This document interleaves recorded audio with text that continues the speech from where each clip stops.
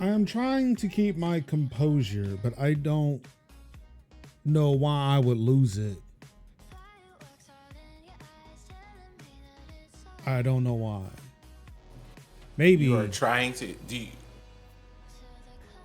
Are we live at this moment? Am I we being pranked? are. Okay. And as soon as we go live, that's when he walks away. I feel like he does that on purpose. That's the bit at this point. I just wanted to turn on a light. Earlier, everybody, we were talking about some things, but anyway, let's just go ahead and get back to this thing. I am trying to hold my composure now. Now it is an active trying to hold. Maybe because it is time once again for another episode of Tech Talk Thursdays for June 20th, 2024. I am one of your hosts, Marcus Major Linux Summers. Of course, I'm joined this week and every week by Kev. It's your boy Kev in the building. I'm here, but semi in spirit. Love y'all. That's not good, dog. Just floating, just ephemeral. I'm in a slightly corporeal state. That's the word I was looking for. What is ephemeral? Ephemeral means fleeting and temporary. Okay, so then technically still true. Yes, technically still true. Like the words were correct if you had used either of them. And of course, my stand-in for a dictionary or a thesaurus or any book with words that will tell me what words mean, Cinziak is in the building. Greetings and salutations. Please wear your sunscreen. Yeah, or don't go outside and just be like me. Just no, I'm good. It looks like it's hot outside. I had to briefly step out yesterday. Your boy was just like, because I know that Major's gonna ask us what we were up to this week. I decided to celebrate Black Ass Day yesterday. Hey. Also known as Juneteenth. Shout out to the people of Galveston, Texas. Mm-hmm. You know something? Let's just go ahead and have like the full history of Juneteenth in like a minute or less. So, shout out to the people of Galveston, Texas, who had to wait until Union soldiers marched down there to tell about 250,000 of them, hey, they signed a proclamation back here. Mm-hmm. So y'all don't have to do this. Yeah. Also, shout out to the then struggles that followed because that only applied to Confederate states and not the Union states, which also had to like fight for however long for that thing to happen. And then in celebration of Black people getting things after their oppressors hold out as long as possible. Shout out to this being a national holiday only in 2021, 1 year after the pandemic started or what have you. So, or to be more specific, 1 year after the BLM protests after the killing of George Floyd. So had nothing to do with the pandemic. Everything to do with it's one of those trying to appease Black people because they're angry at us. I'm giving a year in the pandemic because here's everybody's last 4 years. A soup. Time. What do we even know? We measure everything in this is about the year that it happened because people don't remember months or weeks or days most of the time after they are gone. So we're here. Yeah, I just want to make sure we don't take away from that one specifically. Like if I'm going to remember a time that that was during the pandemic that wasn't directly related to it, it was like, oh yes, the killing of an unarmed Black man by putting him in a chokehold and he continuously screaming to you, I can't breathe.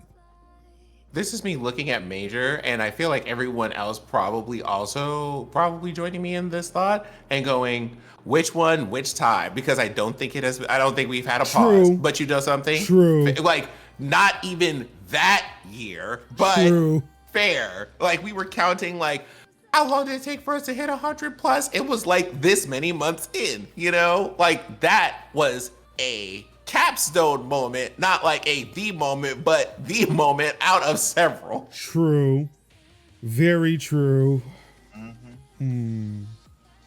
Let me put on my researching glasses. But that's all the journalism that we have from the ground on this until we get to a certain topic today. How are the two of y'all? I'm okay. Like I say, yesterday went out, had festivities. Still coming down from, not so much coming down from, but pretty much wrapping up the shenanigans that was the Steam Next Fest stuff. And I have the coverage will be covered. I just got to get that one in the Wholesome Direct one done. I did the Nintendo Direct article today, so I just got 2 articles outstanding. I will try to get that done by the end of the month. Look at DCA producing written articles for the first time in God knows how long. Since the first time I got burnt out in CF. Fuck this. Yeah, and we were like, a lot of us just like, you know what? We're gonna keep the gap going, hold it together. Appreciate push the it. line. Appreciate it. Writing articles. I might not write about everything, but I can write about what I know. What I know is fun, cozy games, and Nintendo Directs. Yeah, I mentioned earlier. I said, look, bless Kev, who loves indie games and will play any and all of them. Just about. I can't do this. I can't. Like, I know they tried. I know these indie devs tried, and they are putting out some great games. Just none of these that I said these might hit actually hit, and I'm like, this is disappointing. It's like we hold the the Hamilton brain cell. It's like for writing, it's major, and for like playing indie games and demos, it's me. And it's like, Kevin wrote the other 51. And I'm like, it's like me, like damn, I didn't really hit the demos I did. I only did 13, I only did 16 videos. I had 25, but I blew a tire at 16, and it's like, that's still a lot, dog. Still a lot. I mean, look, those demos, from what I was able to determine, some of those demos are still working today. Nothing's stopping you from covering the rest of them unless the demos stop working. Oh no, I'm stopping me because I'm tired. Because again, I did 16 demo videos and I'm beat. And my backlog is looking at me like, bro, what are you doing? The new releases are looking like, bro. I'll at least say I covered 3. I'll at least say I covered 3. Right. And then, you know what? That's cool. That's cool. It's just I'm the crackhead numbskull that be trying to do 16 and 20 demo videos while having a full week. That was me last year, I think. Yeah. Where I tried to do that, and I think I succeeded in covering all of the ones that I wanted to cover, because it wasn't a lot. But as I looked at the list that I had based off of who was sending me emails about Steam Next Fest demos, and I also think that that's what it was, is the fact that I got emails from Humble and Terminals and whatnot. It's like, hey, check out this demo that's on Steam Next Fest. Like, all right, cool, I'll try it. Oh, I see why I don't, because I don't respond to most of your emails or request most of these keys because none of these games actually speak to me. Right. The only ones that did were, again, the tactical ones or the tactics ones. Yes. Which again, my top game will always be Tactical Breach Wizards, because damn, that game is funny. And it scratches an itch. I mentioned that to another creative friend of mine who was like, look, they were, for whatever reason, they had started on Saturday, and I'm like, kind of late. It's kind of late, because it's it kind of ends Monday, but some of that stuff's still live. But it was like, it was like, what are we looking for games to play? And I seen Tactical Breach Wizards. I mean, that's my homie played that game, but he said you liked it, so I mean that might be something you might be interested in. I don't know. So it's one of those things. I mentioned it because I mentioned it on the back of somebody else's recommendation, because I'm generally the recommender of games, and so it's kind of cool to have somebody that I know that played something that I didn't play that had a good time with it that I can recommend to somebody else. So that was something. Get this webcam out the way. But yeah, coming down the pipe of handling that, and it was just so cool to see like a game that I was playing a demo for come out, which is Go Town, and that was fun. I ended up playing like 4. I'm like current 5 hours on that because it is so chill and so relaxing, and it's gonna be it's kind of one of my podcast games where I can sit back and just say, you know what, I'm gonna put like whatever businessy podcast or the Read or British scandal podcast, whatever thing, and I'm just gonna put that on and just let it rock. So, or listen to you can also play it while listening to Tech Talk Thursdays. Yep. The brand is strong. Ah. The brand is strong. Uh-huh. I forget what the Mandalorian salute was. Oh, this is the way. No, I'm saying like what the hand signal was, because we replaced it with the brand is strong. Oh, because I was right. The brand is strong. Yeah. The brand is strong. The brand is strong. We're gonna do what was it? Attack on Titan. Bay Your Hearts. The brand is strong. The Sorry, brand is strong. something back here I can't put and also just Colt, my frozen shoulder. I can't put my arm back there like I want to. Be like, okay. The brand is strong. Damn it. The brand is strong, but my elbow is bad. The brand is strong, but my elbow is weak. But yeah, I'm just coming out of that and August getting back to the regular schedule program. August 20th. Oh. I forgot. I'm looking at a list of releases coming out, and I just happened to stop in August, and I saw Tactical Breach Wizards. So, I'm excited again. Yeah, go ahead and put a request in for that one, because you never know. Just want to play it. Never know. It's right there.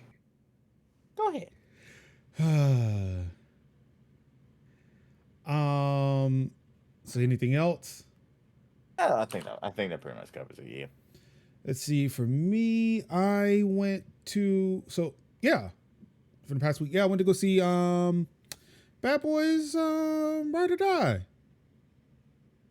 Oh, nice. I will not spoil it. I will give you my I have 2 names that I want to mention that were a surprise and was somewhat happy about what happened to them in that movie. Tiffany Haddish and DJ Khaled are both in this movie. I want to say that you will see them within like the same 10-minute segment of the movie.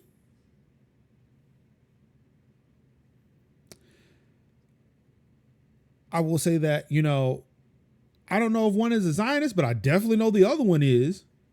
Yeah. I definitely wish death on that person in the movie. She did not die. DJ Khaled did, though. And I was happy that you left your people out there high and dry. I'm happy. I am happy of what happens to you in the movie. However, I was left wanting more. From Tiffany, from the future of Tiffany Haddish in that movie. It was really sad when I saw her and DJ Khaled's name in the opening credits. It's like, see, I can't enjoy anything. I can't enjoy anything. They're everywhere. But yeah, just glad that they were confined to a scene, one particular plot point. Once it was done, I never saw them again. It was great. And what I have been told from that movie is that Reggie has definitely got his better respect. Kev, I know. Kev, I know. Kev. I know.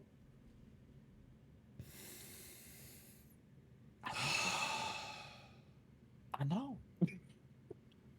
I was on TikTok. TikTok spoiled it for me, but it was like, but it didn't. It didn't spoil it for me. It was like one of those like, ooh, oh.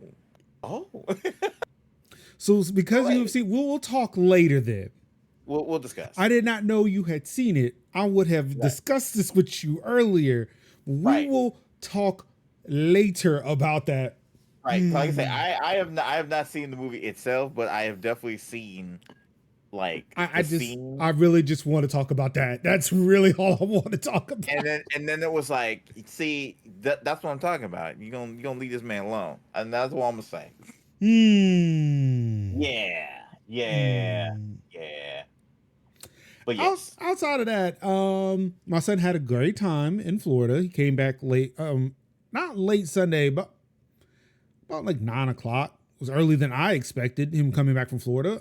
He had an amazing time.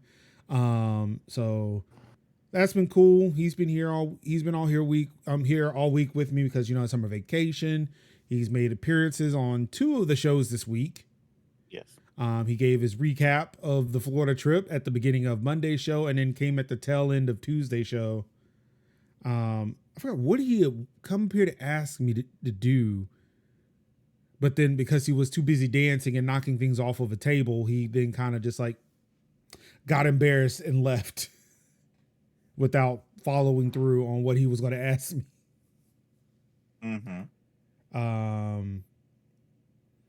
But yeah, and then Wednesday there was no show because I took the day off.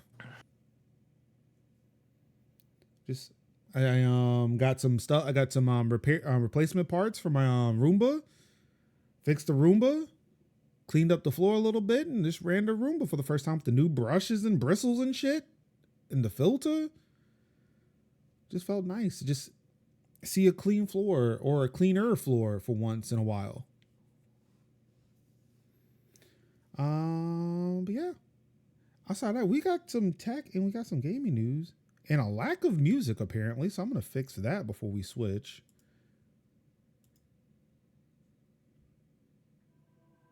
Okay, there we go. It's coming back. There we go.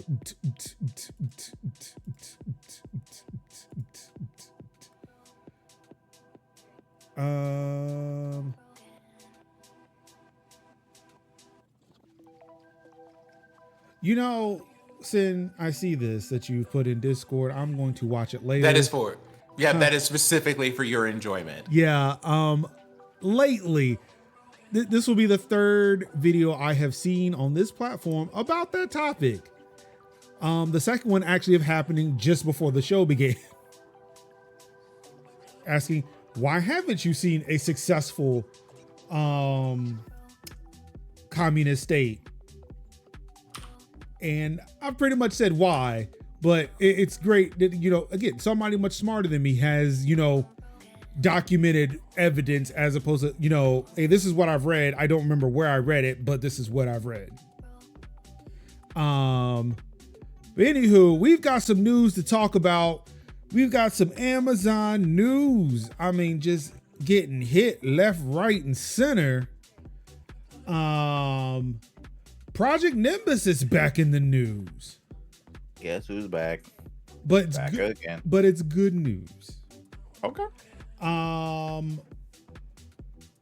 AI makes a reappearance, but remember when the law enforcement agencies said, "Hey, if you provide us a backdoor, we promise it won't get exploited." Mm-hmm. Yeah, it got exploited. Hi, it's me. Your resident Queercast member here on Pride Month. To remind you, since when do we trust the fucking police? When? I mean, fuck 12 all day, but from the very particular month that the Black and the queer people picked up a whole bunch of bricks and said, "Hey, what's up?"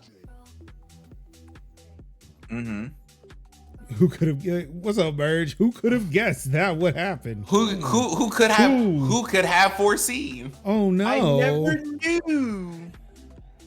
Also, we I get didn't know the face eating party would also have eaten my face. I never thought the lips would eat my face. Ooh, I never thought the lips would eat my face. This does not work And I over the turned- internet. And I turned my back on my own kind, and I thought that I would be fine. Oh, I never thought the lips would eat my face. Also, we hear from Major Nelson for the first time in a long time, and we asked the question: when will a platform be forcibly pushed with a leg off of the side of the earth? Mm-hmm. This is Tech Talk Thursdays, starting with the Amazon union workers and the Teamsters in the ultimate collaboration for hot labor summer. Let's go.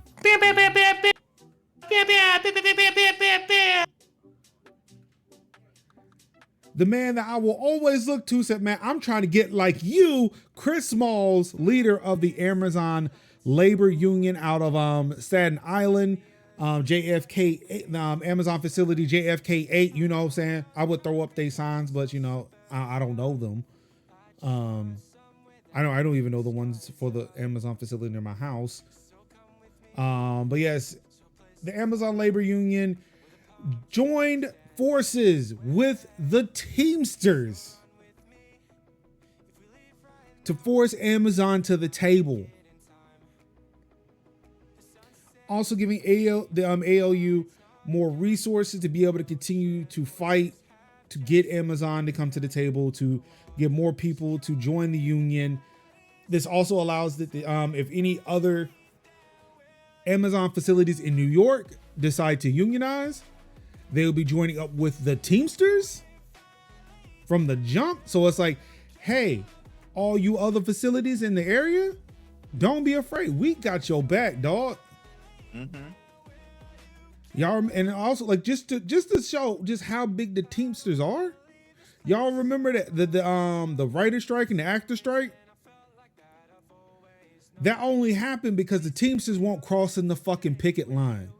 Mm-hmm. Teamsters run fucking Hollywood. Mm-hmm. You don't fuck with the Teamsters. Because you gotta love move. to see it. That stuff's gotta get moved. Who gonna move it? So I am just, when I saw this news come across my feed, I was, Major almost had to put on his shouting shoes. It made me feel so good. So warm and fuzzy in your tum-tum. And see, now I want to skip a story because I want to keep the good Amazon feels rolling. To be fair, Major, and I know like this is the kind of thing that Major would say, which is why I am very specifically enjoying it. To be fair, Major, these aren't good Amazon feels.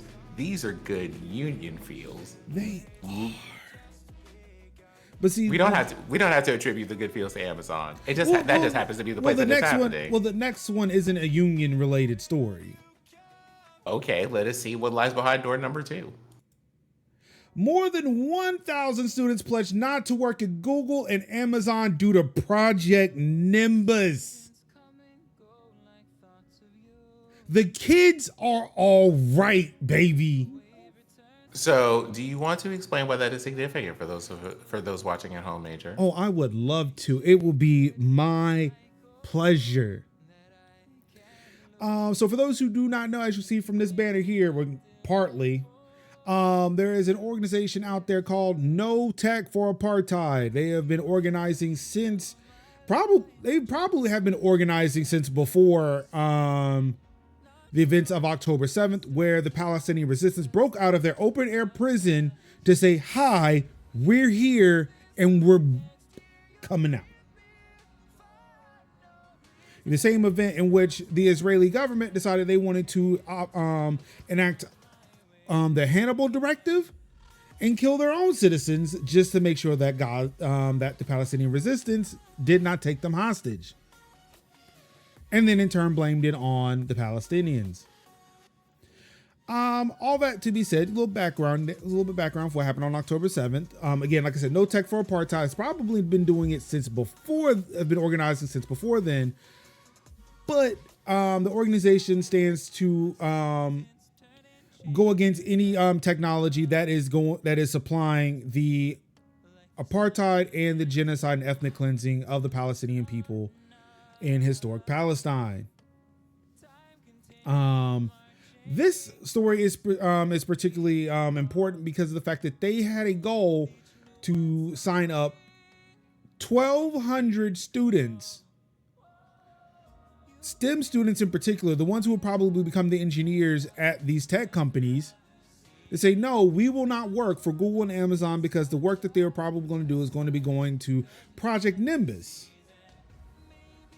And you ask, what is Project Nimbus? I'm glad you did ask that question. Project Nimbus is a $1.2 billion project between the Israeli government, Amazon, and Google to supply the Israeli government with cloud services. Now, that's a big thing in and of itself, but the important part is, which I feel like people fail to mention, is that there is a clause in that contract that says Amazon and Google have to continue to support the Israeli government no matter how many people sit there and protest or beg and plead for Amazon and Google to drop the project. So no matter what the Israeli government does, Amazon and Google still have to provide it, even if the companies themselves find it morally objectionable. But because they're capitalist organizations that are part of the US empire, who all they want to do is grow and grow and grow and grow and take more resources from the native populations that do not believe in the US empire, of course they're not going to say no. And they'll come up with excuses like, hey, this technology does not, plug into the weapons that are killing people. But I just want to stop. I'm going to turn the music down for a second so I can make sure y'all hear me. Just because it doesn't, feed into the weapons, it's still feeding into the motherfucking government who is signing off on killing innocent people in their own fucking country that they've illegally occupied since 1948. I don't give a shit that Amazon and Google aren't personally emblazoned on every fucking bullet and bomb that you send over there. But the fact of the matter is, it's providing cloud support for a government that is supporting a fucking ethnic cleansing of a native people.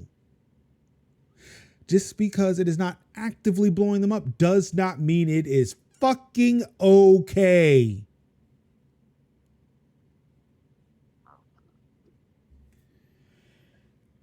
But yes, it's a happy day. It is a happy day because, again, 1,100 students, 1,100 people have signed the pledge not to work for these evil fucking corporations as they are supporting a genocide and ethnic cleansing of Palestinians. So I love to see it.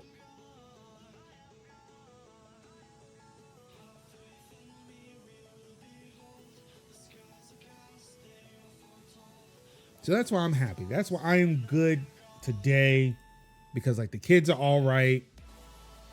The adults are all right. We just got to keep the struggle going.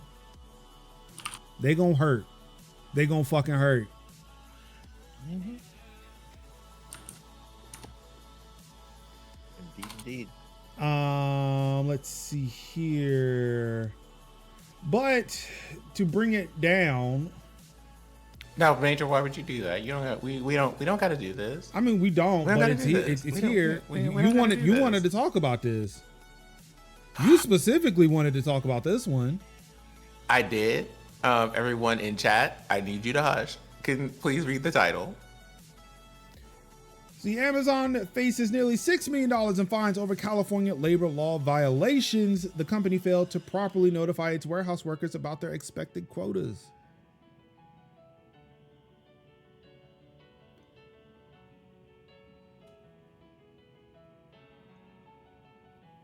Wow, Merge. Wow, really? We doing this? How did it come to this? Going through your job list. So I saw this because so confessions.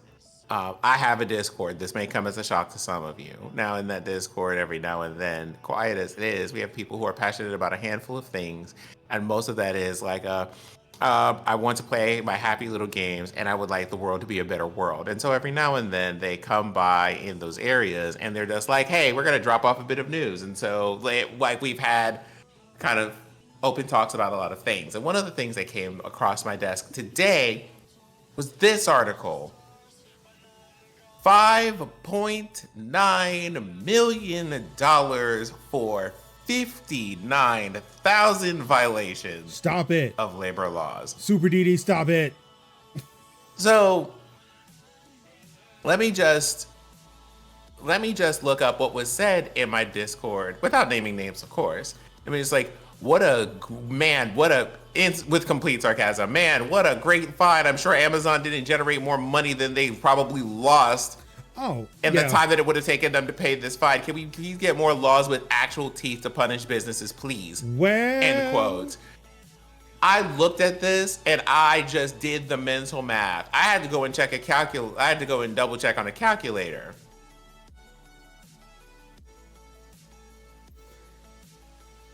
Oh, I know what you did, because I did it too when I saw that the number looked oddly, the number of fines and the amount they had to pay looked awfully similar.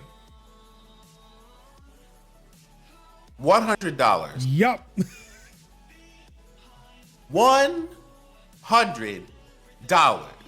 Let me run that number by y'all just one more time. $100 per labor law violation. $100 per fine. They did that 59,000 times. Right, like that says two things about this whole situation. Mm-hmm. Like, one, you can charge $100 a violation, and the fact that Amazon did it almost 60,000 times. 59,000 times? Someone just looked at the number of violations, multiplied it by a number, and said, here's your bill. $100.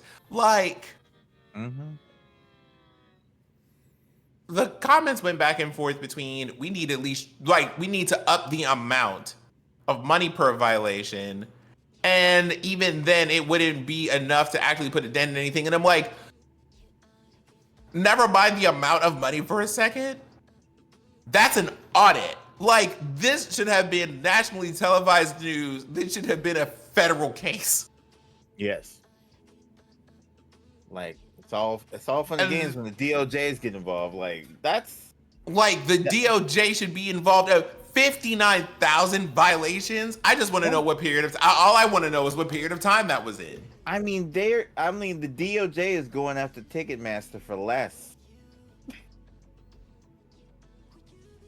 I mean, who was the DOJ going after that I had seen? It was Adobe.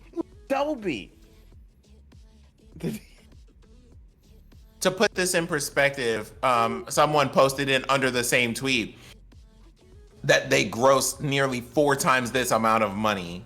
No, nearly 5 times this amount of money. Oh, this is the couch just cushions. Last year. This is the couch cushions. This is the petty cash. To put that in perspective, that is January and maybe a couple of weeks into February. They have paid this entire fine. They would have. Mother's Day. But see, the thing is, they would have if they weren't appealing it. Uh-huh. Of course they are. And it's one of those, if you could find 59,000 things and be like, oh, we're just going to appeal these. There should just be a threshold when someone is like, hey, we found this many violations at a minimum. There's a point at which it's kind of like, if you appeal this, it's federal at that point. Because that is thousands. 59,000. That is the number on the screen. In case I just needed to remind, This number blows my mind. It's that equivalent. It has to be okay. Yeah, you appeal it. Guess what? You're gonna see the DOJ. Now, keep in mind, right?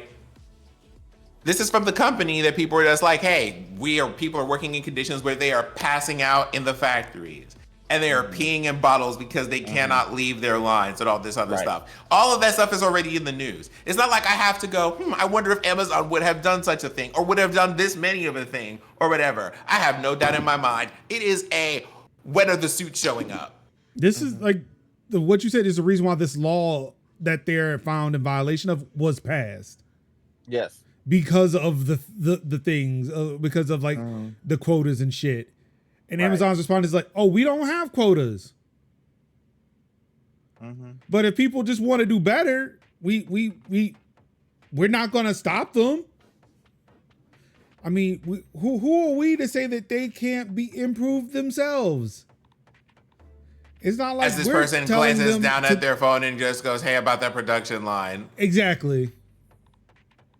And like over here, there are some people making some comments under the thing that are very interesting. And this is one of those things of like, points to several things that I feel like Major would be like, I have a solution for this, where someone just goes, the state of California relies so heavily on the amount of money that company generates and feeds into the state that they can't afford to find them more than that. Why not? Why not? I mean, well, take the money that they're finding and bring it into the state. Like if they leave the state, then and they take all that money with them, then okay. So you mean to tell me that y'all are cool with them just going to another state and doing the same exact right? There's a point at which the consequences are just going to have to be the consequences, but we cannot care more about them than the fact that you have 59,000 fucking violations. What are we talking about here? Like, and that's in a state where they're enforcing this law. There is no telling in what other facilities this is an issue, a more egregious issue. This is like on one, a more egregious issue, and two, lest we forget, this is in the same place where only in the last 2 years have we had people being like, oh, sure, it should be perfectly fine for you to be 15 years old and working at a bar. Because we were arguing whether or not we wanted to bring, and I say we, but you know who we are. Yes. Wanted to just go, do we, imagine the butterfly meme. Do we want to bring back child labor? Like, no. Is this child labor? Is it child labor? They're just giving people drinks. They would be doing this if we let them open a lemonade stand. No, it's the butterfly labeled child labor, and it's it's the dude going, is this expanding the job field? Merge also brings up a good point. The state of California relies on prison labor to fight their forest fires. So, yeah, there's a whole show. There's a whole show about that on CBS. Hello there, Sin. Hi there. Hello there, Sin. It's me, Merge, over here on the East Coast of the United States. What I want to say about this is, I would like to reply with one of the iconic lines of one Usher Raymond. Let it burn, then. Yep. Indeed. Like I say, that's what I was saying. That is so publicized. It's a television show on CBS called Fire Country. And this is why it's important to have labor unions. Yeah, indeed. Because this is. Oh, continue, Kevin. I'm sorry. No. I was just gonna allude to the fact that, like, if you don't stand on business with companies and corporations, then they're just gonna do whatever they want to do. And if you're like, but they're bringing in so many jobs, and they're bringing in so many jobs and revenue and things to the state, but a lot of that stuff that they're bringing in, a lot of that stuff to get these people in there are subsidized, meaning that they're not paying taxes on the buildings in which they're bringing in. They're more focused on the jobs and taxing the people who make that money instead of the corporations that are actually working in these places. And if they say, like, look, you keep fucking around here, you keep fucking with us, and we're going to have to reevaluate your tax your tax rate. It's And I would be careful about saying, oh, they're bringing in jobs. No, they're just creating a labor force. right, and that's what I'm saying. That's Yeah. that's the thing that they're coming in with and bringing in. That's the Like we're argument. bringing in jobs. for No, you're those. just trying to We're figure out how not. to get more slave labor. Let's Right. keep it a band and a buck. You're increasing your workforce in a different area. That's it, and you're being paid to do so by either not paying taxes for how many years on these locations, or that tax, or if you are paying it, that tax is super low to the point where it's not affecting us, and then that tax savings is going, and the fact that and you basically, and then the government is like charging people who work there more tax than the people who they're working for, the employer, more tax. Because And they're creating that- jobs, Kevin. I'm sitting here every time someone says something about creating jobs, I'm just like, these people are creating jobs. And I am just like, let me use my magnifying glasses. Let me use my secret mouse tool. Because not with these layoff numbers. Not with these the layoff numbers. Lasco tool. Not with these fake job listings. You They're know nothings. You know nothings. You know nothing about the economy. The economy is great. It's fantastic. These are the best Who? numbers under Joe Biden. To who? To who? Hold on for a America. moment. Are who? the Which America. America?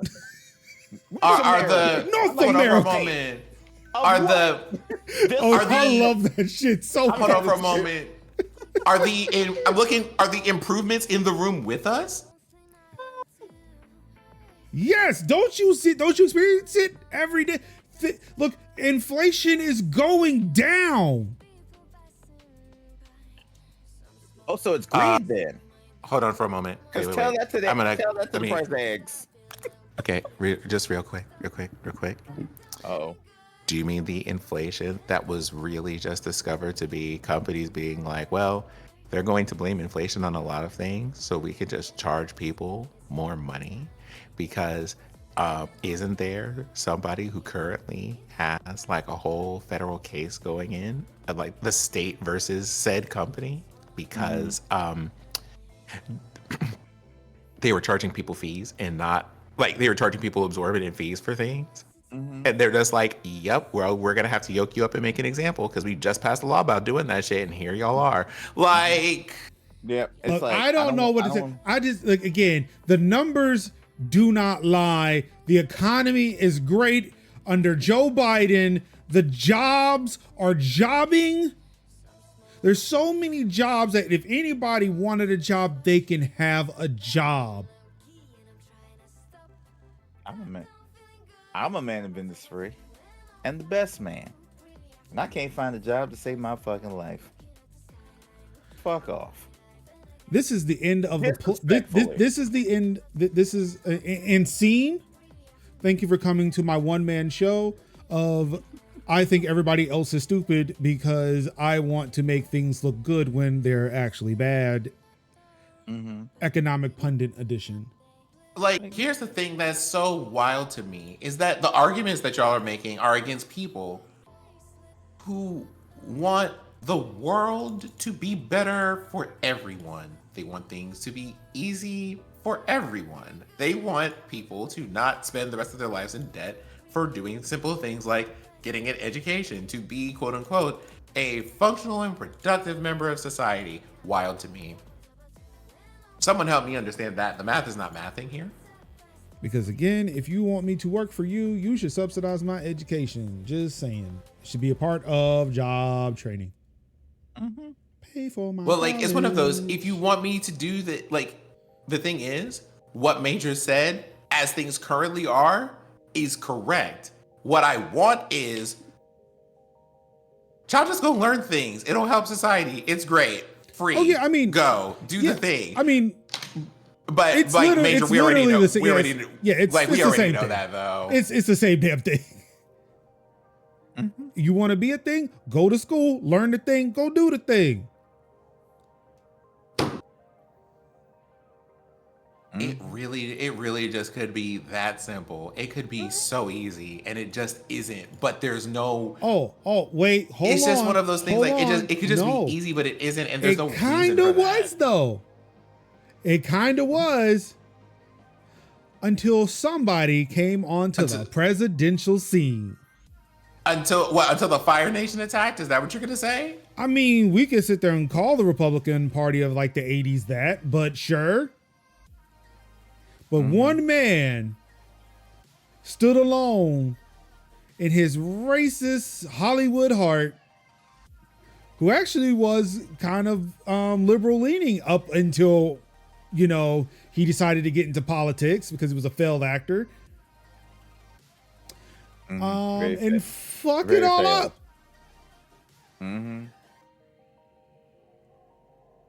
Black people were starting to get educated. Nah, we can't have that. The masses, the proletariat is getting smart. Capitalists like, we can't have that.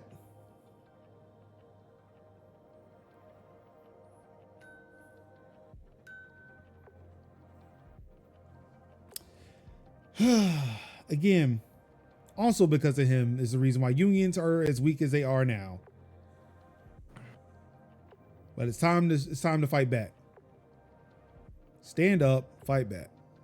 I also want to say, you know, like because Major is usually all about recognizing all of this effort. So I was going to say, definitely that time, but there are people who have been on that time for like the last, like basically forever now, it feels like. And there's something that feels odd, kind of strange about both being like, now is the time to fight back, but also having to look back at legacy and being like, now it's our turn.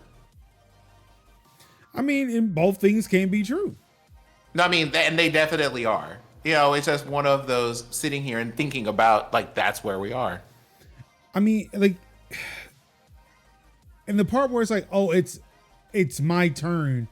It's more like I feel like that's like a very, very capitalist or a capitalist supporting ideal of like, well, they've been able to enjoy this huge of success for so long. Now it's my turn.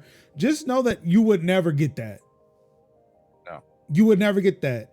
And I think the sooner we as a people realize that.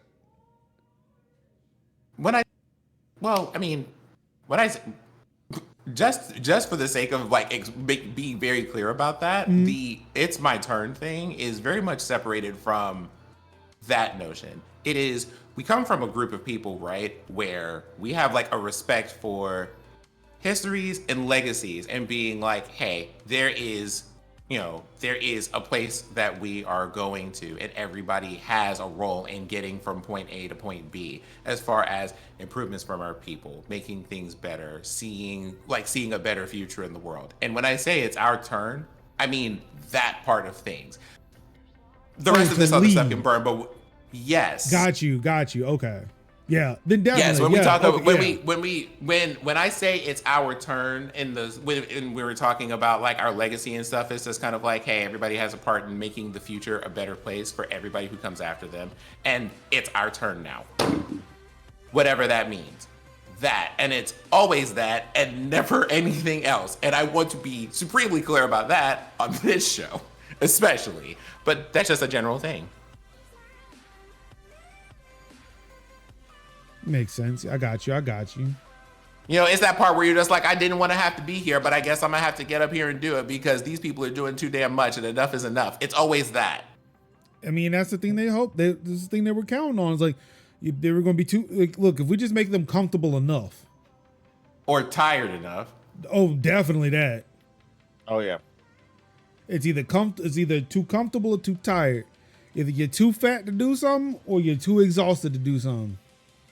Mm-hmm. But see, they didn't count on the fact that, you know, a pandemic was going to fuck shit up. It's going to shake loose a lot of people who may have been tired, who may have been comfortable, but got put into a place where it's like, oh, we ready now. We rested. And then lost a little bit of this pudge. Oh, now we ready to fight fucking back. Because I had time. And I ain't got nothing but time today.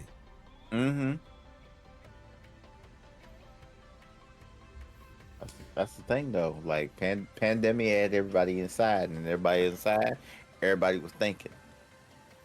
And then, when shit was coming out of the pandemic, look at how many trees got shook.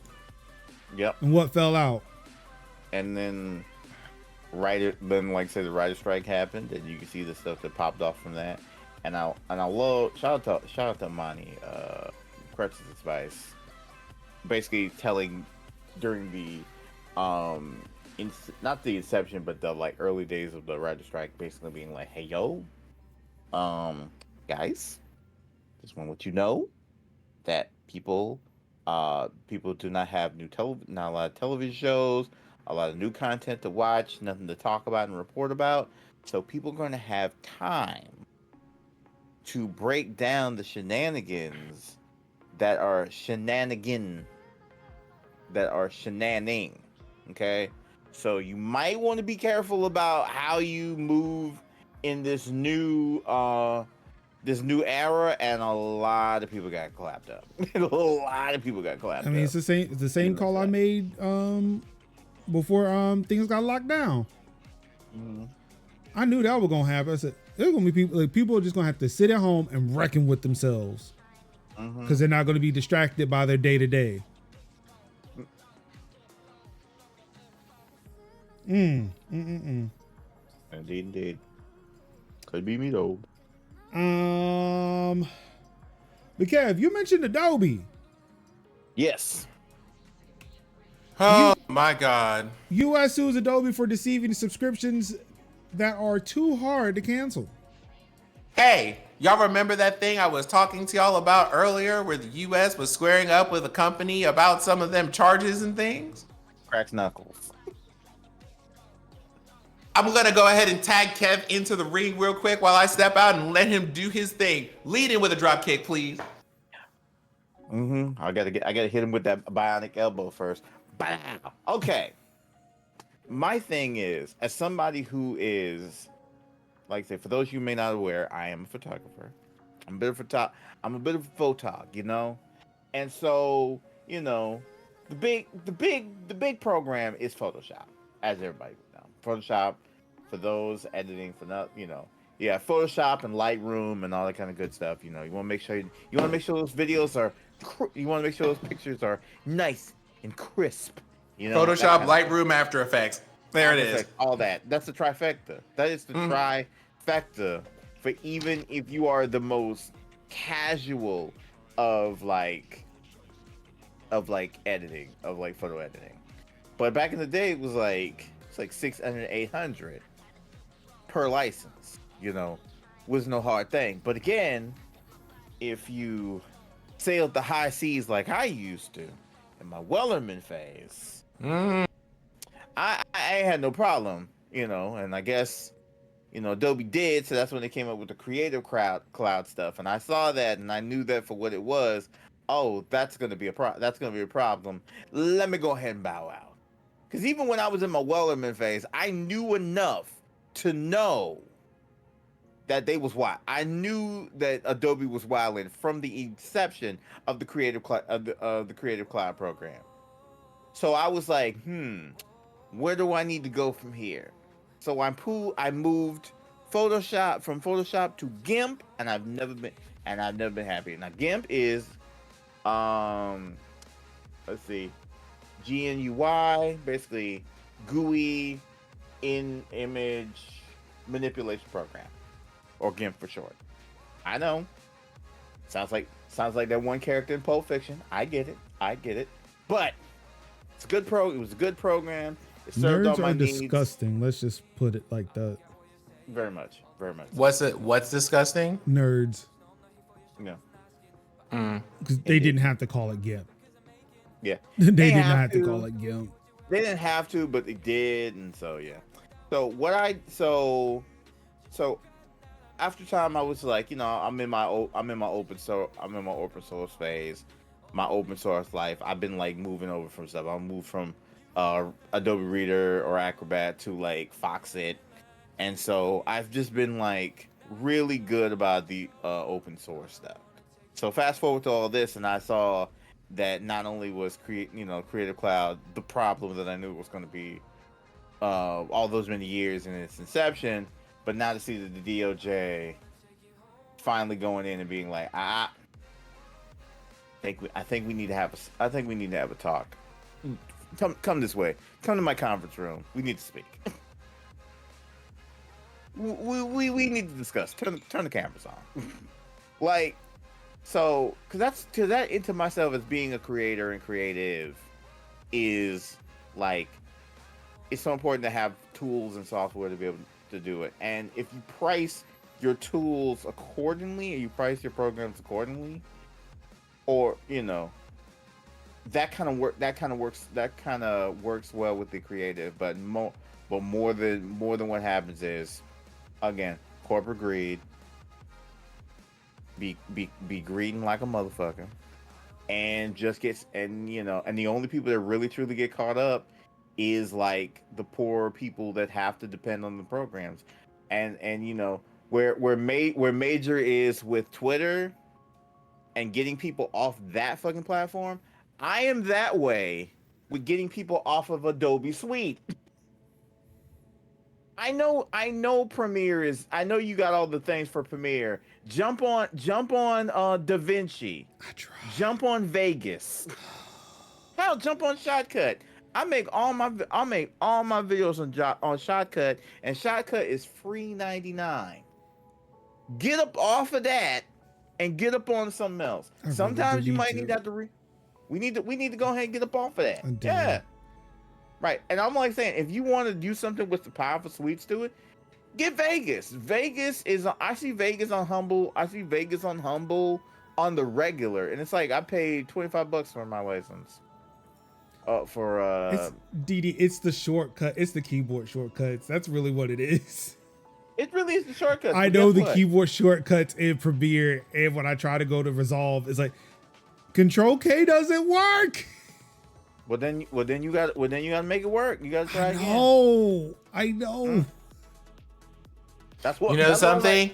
What is really fun to see is Major and Kevin having this juxtaposition between social media platforms and productivity tools.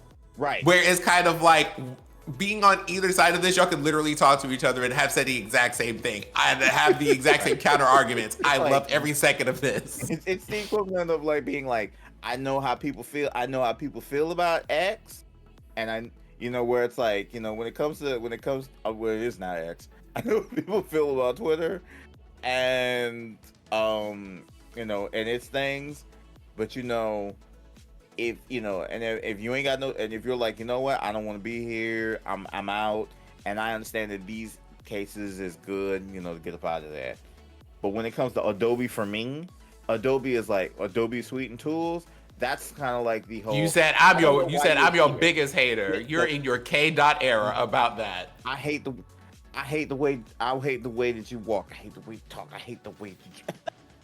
When it comes but when it comes to the Adobe Suite tools, you need to get up out of here. We done. Like, we done.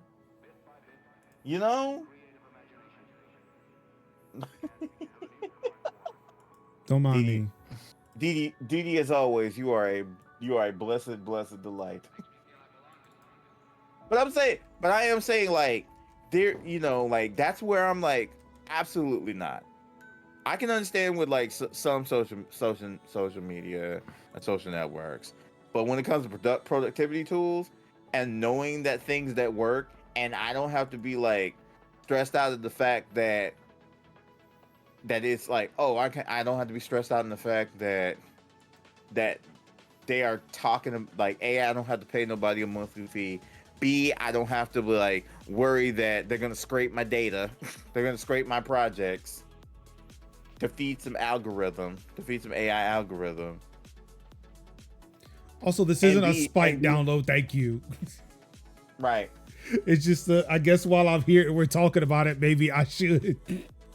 I think it might be best. And then on top of that, and like there are plenty of when I say plenty of, and I mean plenty of YouTube tutorials on how to break down each and every single one of the ones I mentioned today. Vegas Pro tutorials, DaVinci Resolve tutorials, Shotcut tutorials, and if you don't know, Elgato also has profiles that mimic the shortcuts. And even if you had to pay for them profiles, which I don't know why if you would, but if you did, hey, I ain't gonna judge, I ain't gonna count your money for it. It would be significantly cheaper than fucking with Adobe Creative Cloud.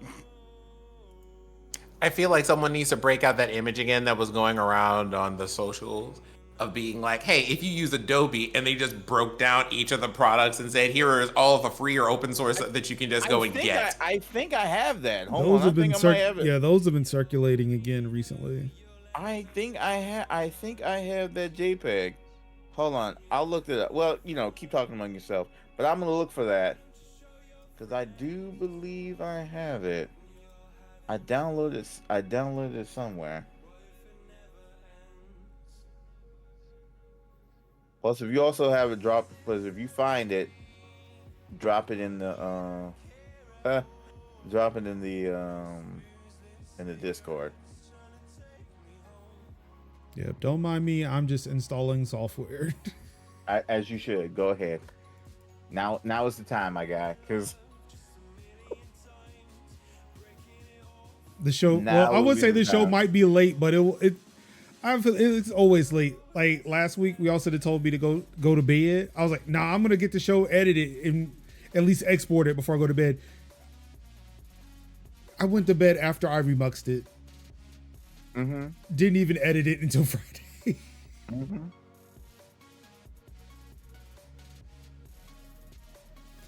Oh damn, I can't find it. I'll probably look for it somewhere. I'll take it. Sure, let's install everything. I guess while we're trying to get the link, I guess, to the image, let's see. Ruin says, fuck Adobe, fuck them hard. Diogen, what's going on, Diogen? If you want to cancel the Adobe suite, a hack it, switch to a different plan and cancel the new plan to avoid cancellation fees.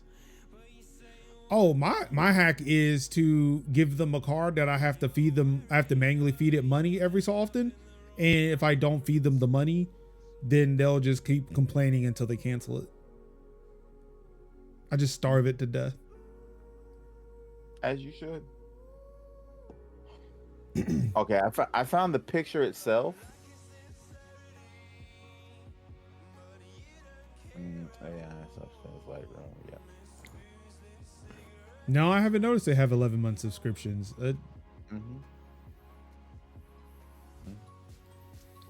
Which is why? Who knows? Because that's wild. That's wild. As you being the Mac person. Final Cut. I use the Affinity suite. Surprisingly, so there you go for that. Mm-hmm. And I'm like, I use. Well, while I let DaVinci install, let's move on to the next story. Surgeon General calls for a safety warning on social media apps. Surgeon General Dr. Vivek Murthy has called on Congress and families to take bolder steps in reducing children's and teens' access to social media. See, okay, there's something about this that I think there's something that I feel on its surface feels like, oh yeah, this is a thing that we should absolutely say because of mental health things. And I'm not going to say that that's not true, but there's something about calling for that at this time that feels sinister. Mm-hmm. At this moment, in And this there's class. something that I feel a particular way about these days when Mm-hmm. it comes to when it comes to people bringing attention to things, because at this point, every single time that someone goes, hey, we should definitely take a look into this, or we should definitely be taking a bolder or stronger stance against this, I start looking at calendars. Mm-hmm. Not like the material realities that people are living in, which I mean, I definitely should, but just the calendar. Because I'm like, this is, y'all didn't do this for nothing. This didn't come out of nowhere. What are you trying to do? Mm-hmm. I have to be honest, I don't like that response from me. But on the other hand, it's just like the suspicion is settled in when it comes to these things. Because you can't tell me that you look at years and years and years of studies and all this other stuff talking about mental health and how it was related to social media stuff, and then decided in 2024, where we're going back and forth in the middle of multiple ongoing political upheavals and genocides, to then go, this is the time that we should be issuing warnings about people being on social media, when we also know that this is where most people are getting information about what's happening to people elsewhere from. You a lie. Because it's, I mean, because it's a thing of like, you sit there and notice that on social media, you were getting so much people becoming domestic terrorists, and y'all ain't say shit. Not a word. One fucking word. But right when it sit there and threatens when it threatens capitalism, when it threatens the empire. yeah, when it threatens the fucking empire, oh no. Oh dear heavens, the Megadroid. They're coming for us. You didn't do that. Get out. I'm sorry. There was a line. They used that line in Archer this week, and while I was watching this week, and yeah. And I'm just sitting here just like, fuck out of here with that. Get out of here.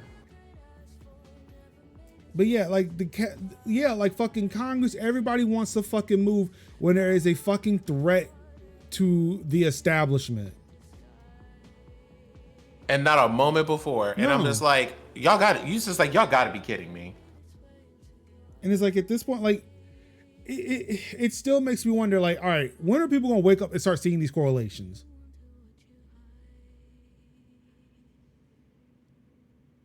I mean, like, I've noticed some things. I will admit that I probably would not have pieced this together if I was still working and was still fucking plugged into the system. But now it's like, I don't need people to tell me this. It's like, yeah, okay. Yeah, y'all ain't care this fucking hard about shit until people started fucking waking the fuck up. Mm-hmm. And you're like, oh, we gotta protect the children. Like, nah, y'all are having congressional fucking hearings about Like, it'll be teenage things girls like and eating disorders, but y'all did jack shit about it. Well, it'll be a thing where I remember talking to somebody about protecting the children, and I'm just like, okay, so since y'all have determined that the gays, TM, are doing terrible things for the children and all this other stuff, where are y'all when they were talking about literally having them work at a bar? Do you think that's an appropriate thing for children to be doing? Jobs. What do y'all want to do? What do y'all want to do about bullying? What do y'all want to do about the fact that they're having to take active shooter drills in like second grade? Because we cannot take the guns away. That's not the answer. That's not the answer. The answer is arming our teachers. Children, though? That's why we need to arm the teachers. We have told you multiple times, the one way to be the bad guy with the gun is to have a good guy with the gun. That's the one thing I could definitely and utterly tell you is that arming the teachers is not a good idea. Period! Exclamation point. Like Ruin says, if they're in the mines working, if they're in the bars working, what do we need the active shooter drills for? They ain't in the schools to get shot up.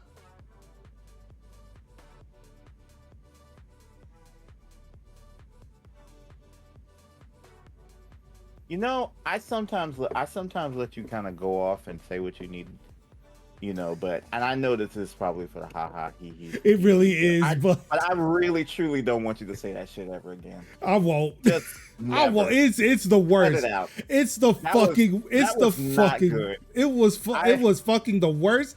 I ooh, feel that was disgusted for I even was like saying the words that I said. I usually let you go and like when you have like your sarcastic takes, but my brother in Christ, That don't was ever say not that. great. It was not great. I Mm-mm. feel terrible. I Hold on for a feel moment. terrible. So let me just ask a quick question because I I was don't asleep at the know. wheel. What on earth did he say? It's better you don't. It's better you Yeah, don't. yeah. Because I went on a rant and forgot what the fuck I was even talking about. So yeah, let's just I was move. like, don't say that shit. Let's just again. move. Yeah, let's move on. It was not good. Jesus. It Because was not good. I literally just put my cup down, smoothed out my desk, and I was like, I usually let you rock with this, because I know what happens.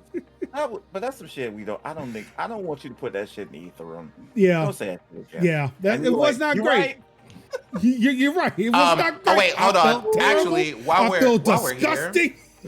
wait, while we're here, actually, hey everybody, close up. You see this? This is what you should be doing with your friends when you're having moments of people doing and saying things that are out of pocket and are just wrongheaded, or just being like, hey, Yes. come over here. And more people responding like Major and being like, you know what, you right, I was out of pocket for that. Thank you. Wait, hold on. I got a yellow one. Yeah, that was definitely a flag on the play. Yeah. Flag on the flag. Toss it up. Whew, Lord have mercy. All right, Okay. we're back. We're back. Yeah. So wait, what? What happened now? Wait, what do you mean? What happened now? I don't know. You were cackling for a second. I was like, what happened? No, that was you just cackling. Oh. It's okay. Move on. All right. Good. So yeah, these Surgeon General warnings on social media apps. I would say that let's not focus on the children part of it. Let's focus on putting notices on social media apps when they collect your data, when they sell your data, when they willingly give your data to law enforcement without your consent. When they use your data, collectively agree that the train answer is AI. no on those things. Yeah, so I don't give a shit about these damn social media Surgeon General warnings. You can sit there, hold that damn mic for as long as you want and say whatever the fuck you want to say, but no. Just go ahead and protect the empire like a model brown person for a racist.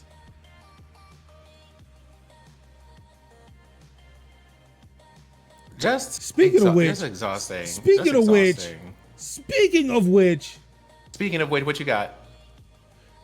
did one of y'all share that image of or that video of Biden at the Juneteenth concert? No, I didn't, and I refuse to because oh no, baby. I feel like I've shared so many videos with you. I can't really tell if I would. But I wasn't sure if you shared it within Discord or not. Because I'm not sure if we've talked about it. No, I don't think I shared it in Discord. But if it's the one I know, it's the one with Billy Porter and that sparkly moo. Well, yes, but before that part, yeah, I will talk about that one too. But the initial one is when I first saw it, I thought that was like a CG Joe Biden or like a cardboard stand-in for Joe Biden. Deepfake Joe Biden. He was not moving. No, he was. I thought man's was fake.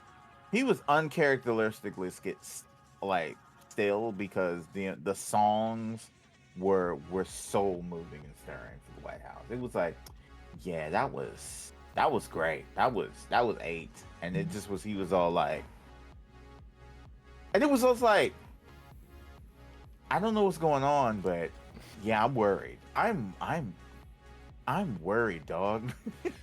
But then After that, seeing Billy Porter kiss this man's ring. Literally. Well, I don't think he was wearing a ring on that finger specifically. We don't know. But you know, it was given Samuel L. Jackson in fucking Django Unchained. Is this? I mean, so I don't know if you want to get into this now or later. But I feel like now is a great time. Yeah, So I mean, I don't know when would be a later time. This is where I, regret to inform you that this person wants to do a James Baldwin biopic. Oh no, I remember that. I do remember seeing that. Thank you for bringing that to my attention. Because the way that people are collectively like, oh, hell no, is a sight to behold. And you sit there and like, man, he was a good one.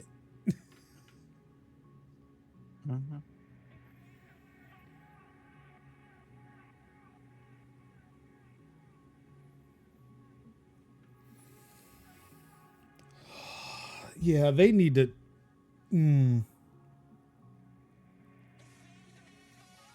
Yeah, Billy Porter needs to step down from that.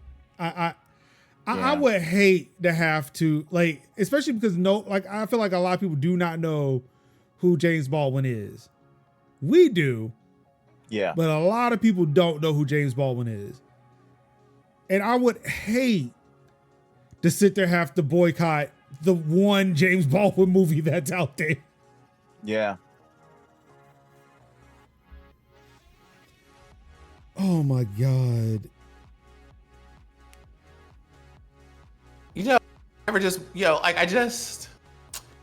Have you ever just wanted a break? Have you ever just wanted a break? Have you ever just needed a minute?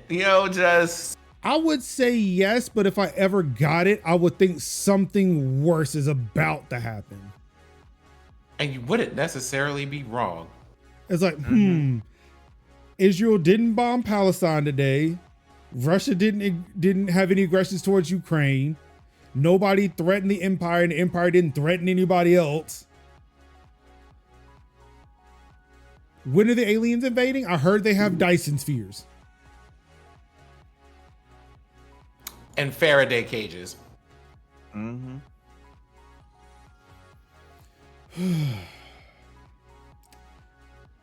Speaking of Faraday cages, Musk.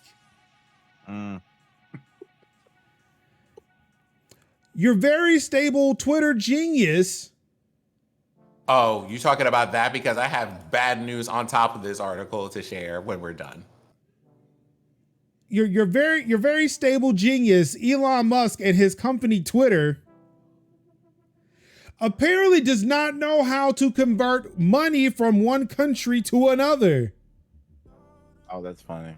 And overpaid a whole bunch of. They don't know how an exchange rate works. Actually, I don't know how words work. Thank you, Sid. Again, my dictionary or thesaurus or book with words, which to tell me what the words mean or, whatever. As I mentioned at the beginning of the show. No. Answer the question. They're having a problem with the concept of an exchange rate? Yes, that's what I'm saying. You said it more eloquently than I did. The person that was a part of a payment service. That they wanted to name X and said, nah, fuck that, get out of here. Like, or this is coming from the company that this man wants to become a bank. But exchange rates is hard, baby. The people that exchange money like on a regular. I mean, I'm okay. I'm gonna get through this article. I am. Continue. Email sent this year by Twitter's Asian Pacific Human Resources Department to the laid off employees said there was a significant overpayment error in January 2023. The alleged overpayments range from $1,500 to $70,000 for each employee. The company said the overpayment was related to deferred cash compensation in the form of employee shares issued to the staff when they joined Twitter. These shares were valued at $54.20, $5 and then $4.20 because, the smartest man in the world just has to use funny numbers. Or $82 Australian each. The price at which Musk bought Twitter in 2022, and the total number of shares acquired by an employee was based on the length of their tenure at the company. Twitter reportedly made the currency conversion errors when employees were paid their entitlements once they were made redundant, according to one account. Twitter paid out the share entitlements at a conversion rate 2.5 times the values of the shares.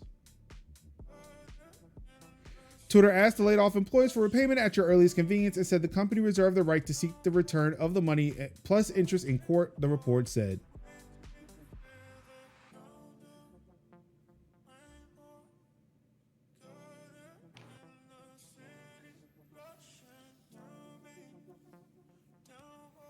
Yep, it's at this point where I would say, fuck you.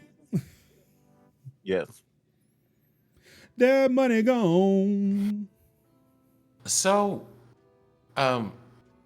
just like an additional bit of injury to insult.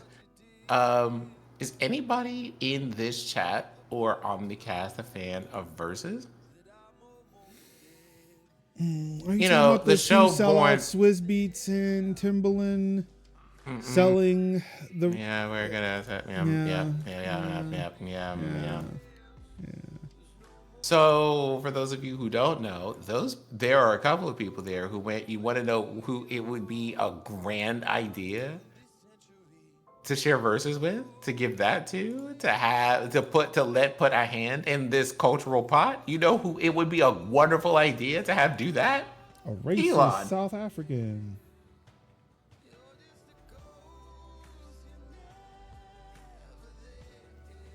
They thought this would be a good idea. So if you needed something else to boycott, this month or what have you, or like for the rest of your lives, there you go. We're happy to add another one to your list. And if you weren't looking to add another thing to your list, I deeply apologize for the inconvenience. Diogene, I have not been following Versus. All I know is that popped up on my Black social media website notification this morning, and I was like, "Yes, damn, yeah, damn." It was definitely one of those moments. I'm like, I think I seen Blue Satire had mentioned it, and I pretty much just said like, had they not seen the concert last night? Like, to mostly my chagrin, concerts are still now a thing now. And unless this is like tiny desks are a thing, And they have Shaka Khan. So again, I'm trying to the Versus was basically like famous people getting on Zoom and doing like little bit of listening parties. Like listening parties. Like, I'm gonna listen to my song, I'm gonna listen to yours. It's a fun thing. It was for people who couldn't go outside. Yeah, for people who couldn't go outside. But if yesterday had proved anything, people were outside. People were very much outside. I was outside. So people are outside. People can go and congregate and see concerts. There are Hot Girl Summers. There was a whole Renaissance. And there's about to be a Cowboy Carter. What is this for? What is this for? I mean, it's two producers who really haven't been relevant in quite some time. Right. Because again, this ain't even a while. I mean, I will admit that I did watch that Swizz Beats that Swizz Beats documentary where they were driving cars. Mm-hmm. That was good, but this ain't the move. This ain't the move. But I mean, it is what it is. It's like, so I'm like, Hey, okay, they got their money, sure. To Did do they what? I though? don't know. That's all I got. What I money mean, they why would got? I'm like, what would you? Why would you do what you do if it's not for any significant money? I don't know, but or try to bring relevance to something that Don't really only is like going to you? be on X. Yeah, they don't really like you, and it's going to be on a platform that people are either ambivalent of, and you know, you know, still, like leaving in mass. So again, who is this for? What is this for? Well, I mean, let obscurity just fade further into obscurity. That's all I could. I mean, that's really all we could do right now. Yeah, that's all we can really do. Oh well. Two awkward thumbs up. Mm. No, it's like it's honestly us giving. This is today's 404 error. Yeah. You want to know what was also not found? A police officer, because he lost his job because he was using AI to track people on social media. Oh wow. Yeah, I was looking for a segue. That was not one of my strongest ones. Yeah. According to a press release from the Evansville Police Department, this was a clear misuse of Clearview's AI. Clearview AI's controversial face scan tech, which some U.S. cities have banned over concerns that it gives law enforcement unlimited power to track people in their daily lives.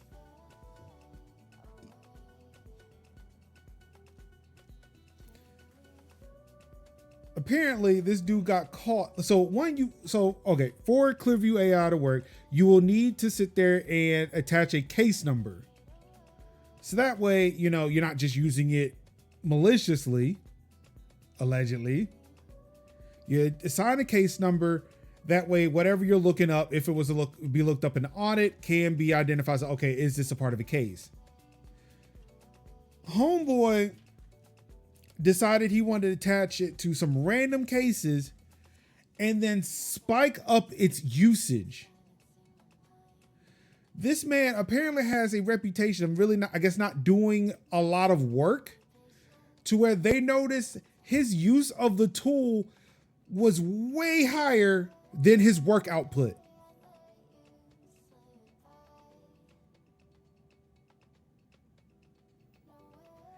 And they said, like, one of the big red flags is the fact that he kept looking through social media and was comparing faces from social media, not anywhere else.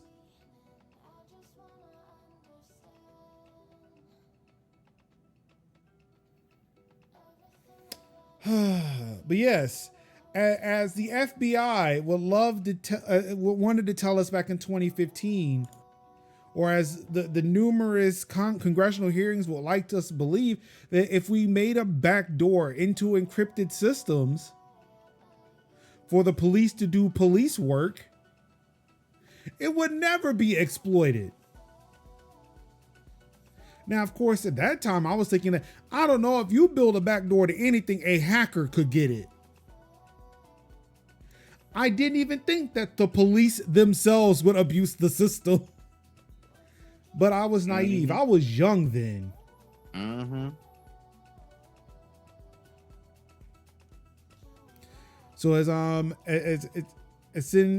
one of the creators that Sin and I follow on Instagram, YK Hong, tells you, opt out, opt out, opt out. Mm-hmm.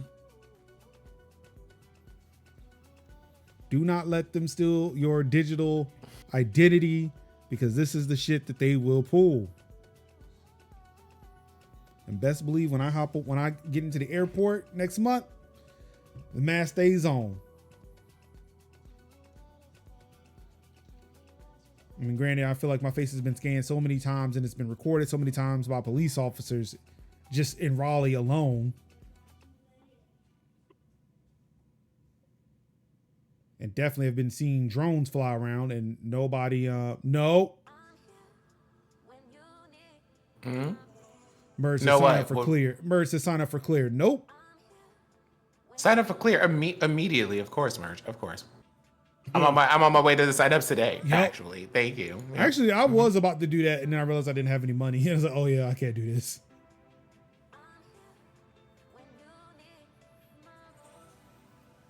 Ain't gonna get me. Ain't gonna get me though. Merge is like, I'm so serious. Dude, sign up immediately, and I'm like, yep. Mm-hmm. Yeah, sure.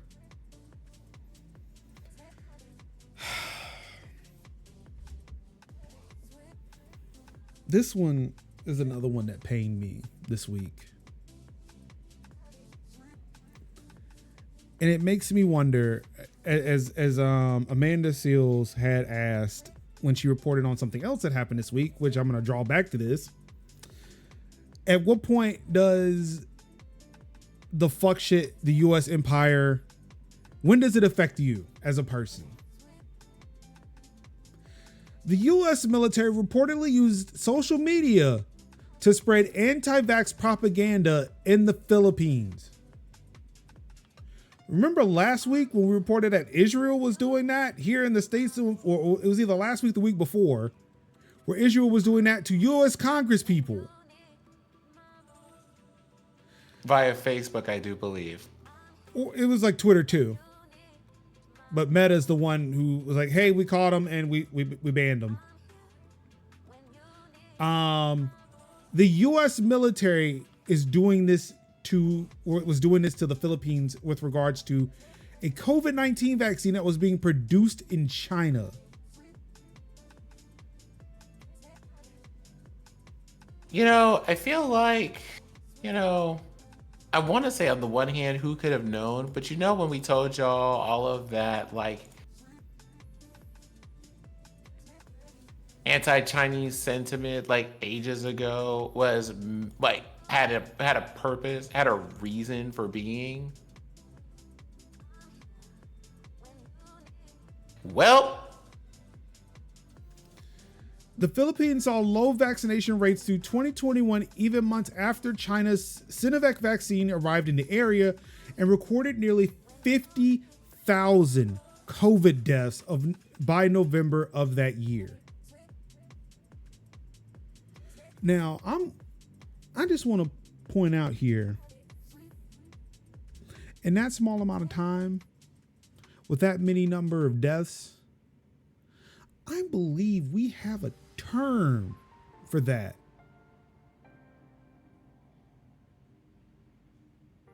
$50,000 deaths in a matter of months.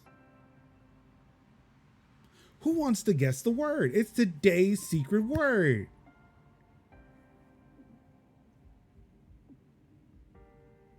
Anybody? I don't know. I don't know words. I don't know English or any other language. I don't know that. I don't understand this concept you're speaking of. I'll help. It's genocide. Who is Jenny and what side did she ask for? Damn it, Sid. But yeah, I don't know, 50,000 deaths in a matter of months. I feel like that classifies as a genocide. No, I feel like there's something. Message wasn't typed for fear of ban. This is one of those things of being like, I know that there is like a very specific definition for like what this means when you do a certain thing or how you do a certain thing or how many people you do a certain thing to. But at the very least, I want to say everybody involved should go to jail, but I don't know if that even covers it.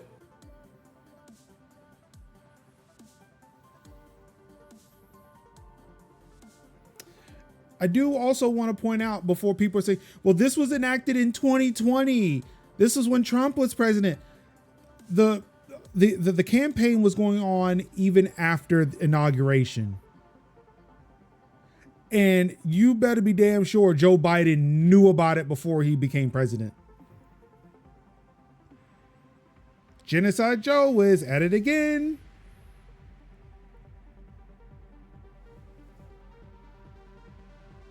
All because they wanted to sow distrust about a Chinese vaccine.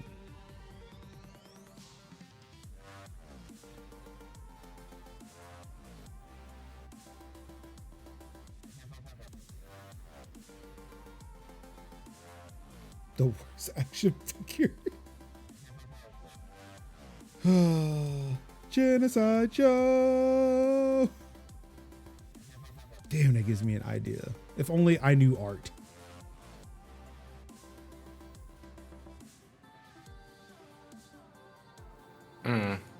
In one example of the U.S.'s anti-vax messaging cited by Reuters, an account in 2020 tweeted, "COVID came from China and the vaccine also came from China. Don't trust China."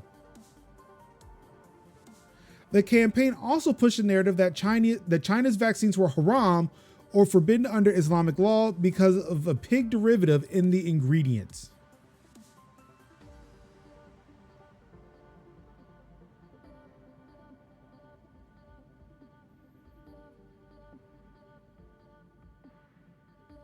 It's so wild.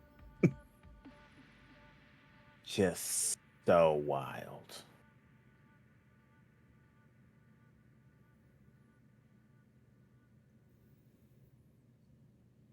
It's like, with this, with the fact that a law is about to be passed, or I don't know, it passed, the bill passed the House, when they're now saying that every young man 18 to 26 will have to register for selective service, aka the draft. Already selected. You'd already be selected. It wouldn't have to accept.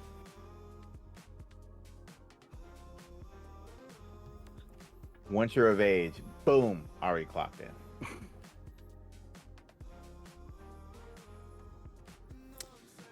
Yeah. At what point will will this shit touch you? When will it affect you? Mm.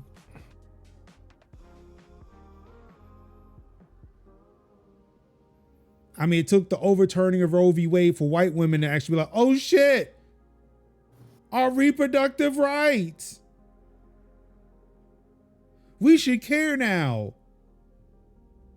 Mm-hmm. There is always in the middle of that whole thing, in the middle of that question, there are like 3 or 4 things that intersect in my mind. Because at a certain point, there are a group of people that I have a great deal of empathy for when it comes to this stuff.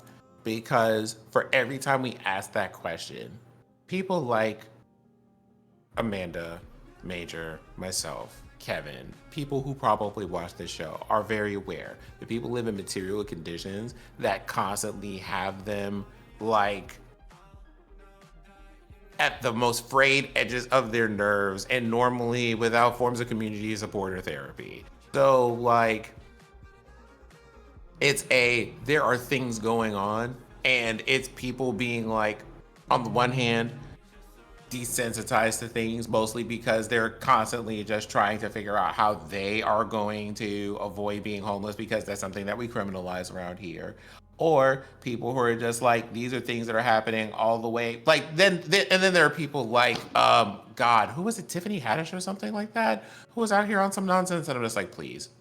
But it's always like a spectrum of people where when we say this, I'm thinking both about people who literally could afford to care and are just like, I don't know who these people are, and therefore I don't care. And I'm just like, that's weird, because these are also your fellow human beings.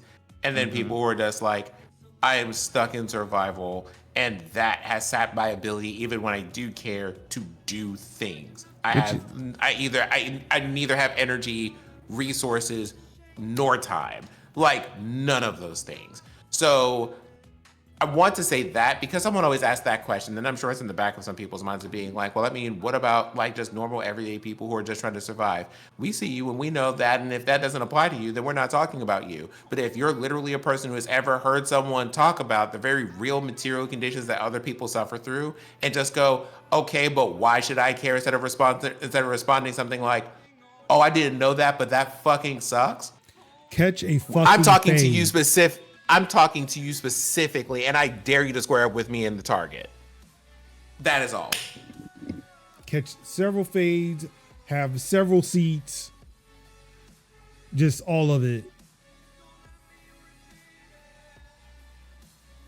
And yeah, that's the specific thing I wanted to. That's the one and only specific thing I wanted to say about that, because I think that needs to be drawn attention to. Yeah, it's the people who are too tired that I'm not coming for. It's the people who are too fat and lazy who've been fucking plumped up by the system. Yeah. Well, something. What I'm gonna say about that is, at some point we have to come up with a better analogy. We do. We cannot bring that into the revolution. However, yeah. Look, I've been called out about that before. I'm sorry. Let's say the it's people 10 o'clock who at have, night. I'm sorry. The people who have been sipping a little bit on that Kool-Aid and forgot about the fact that like the Kool-Aid is not good for them. You know what I mean? Like these people do not care about you either. Just because you happen to be not on the oppressor's radar at this moment doesn't mean they're not coming for you the moment they have a moment. Mm-hmm. So maybe we don't. But generally speaking, if you're people who are like tired and worn out, we're not talking about you. And it's social media, right? When we see most of these things. So it's just like, y'all, these people only have 60 to 90 seconds to communicate, and they cannot communicate with ultimate nuance every time they want to tell you, we're not specifically talking to you about this.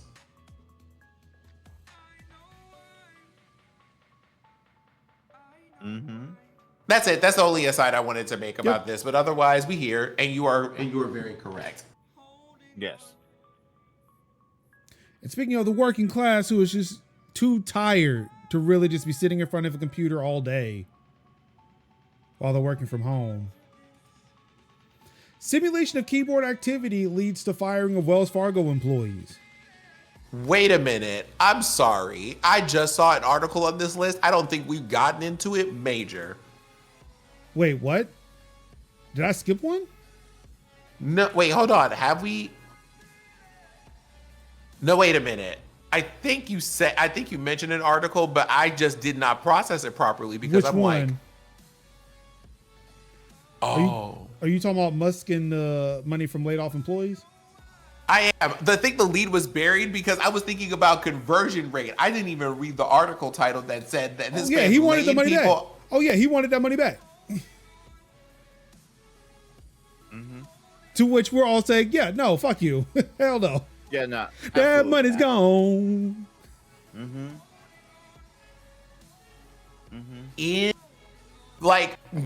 Do you mean the person who had like a public airing out about firing a disabled person that he was told not to? Again, the most stable genius.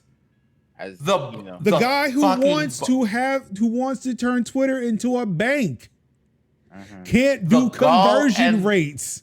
Right. The gall and the gumption. Right. A bank and a streaming service. Basically X being everything in their mama. And yet every single time I'm on it, I'm like, what looked like it broke this time? So yeah. Yeah, we covered that. Yeah. Oh, that is incredible that he would have the nerve to fire people and say, "I want my money back." Also, as was pointed out earlier too, he is yet to pay severance to the people he laid off in the U.S. Yes. Wait, actually, since we're talking about that, don't those people that he borrowed all that $44 billion from also want their money back, or?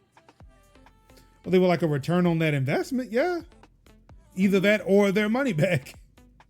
He got to figure out ways to get that money back, because as we have told him, as we have said multiple times, like social networks do not make profit in the vein of they make enough to cover, and they make a lot of money. They make a lot of money, but they don't make the money it would take to make that money back. I mean, he could have had that money in ad revenue if he didn't alienate every single person by hosting Nazi content.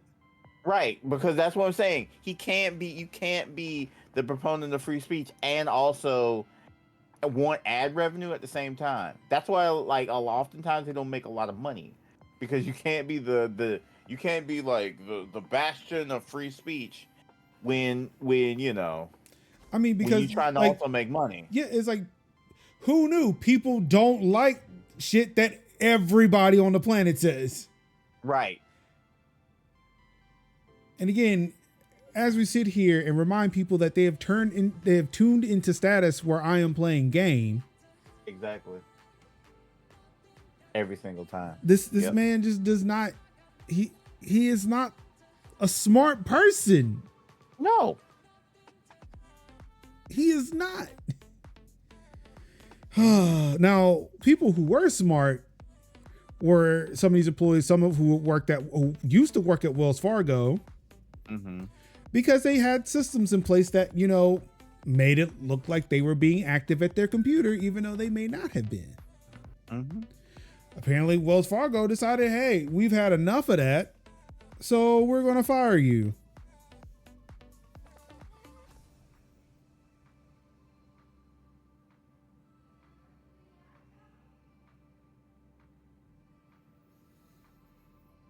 So, yeah, I would say if you were using any of those tools, be careful.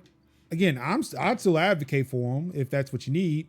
But yeah, still just be careful, because companies are getting bolder and bolder and trying to find new ways to cut headcount without having to do layoffs and pay severance. And like the thing about that to me, right? If we're going to be very real about it, is, you know, they're probably, it's something that the article mentions in the way that it phrases certain things, but I want to put like a very fine point on it. If y'all weren't sitting here clocking every keyboard stroke that people made, we wouldn't need to have a market for this. Right. You could just let people be at work during the allotted time that you have for them to work, doing the work that you paid them to do, and you can just let them be adults. But since you don't, it causes these problems that don't have to exist if you would just tap into the melanated wisdom of the ages and mind your fucking business. Unless these people are causing problems. Like, if bad work is happening, sure. If no work is happening, sure. But anything else on that spectrum where people are like within whatever the appropriate range of work is, shut the fuck up. Now, at home, do I do work and sometimes get distracted with stuff? Yep. But you want to know what on the average, on the whole, I get more work done because I don't have people walking up to me and distracting me all the damn time. Well, So like, literally spare me.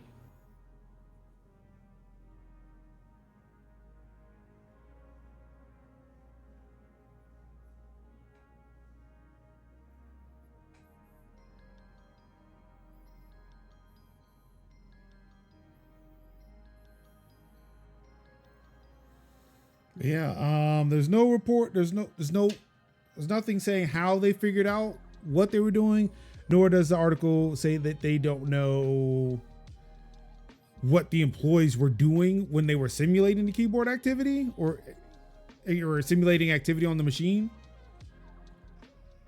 But yeah, this is some dumb shit. It's just ridiculous and unnecessary.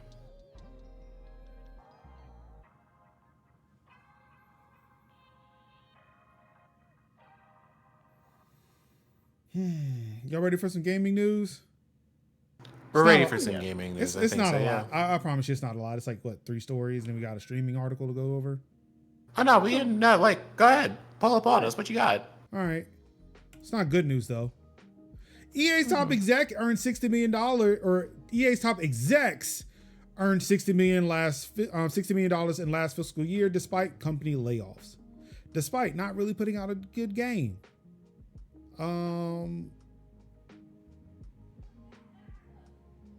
Yeah.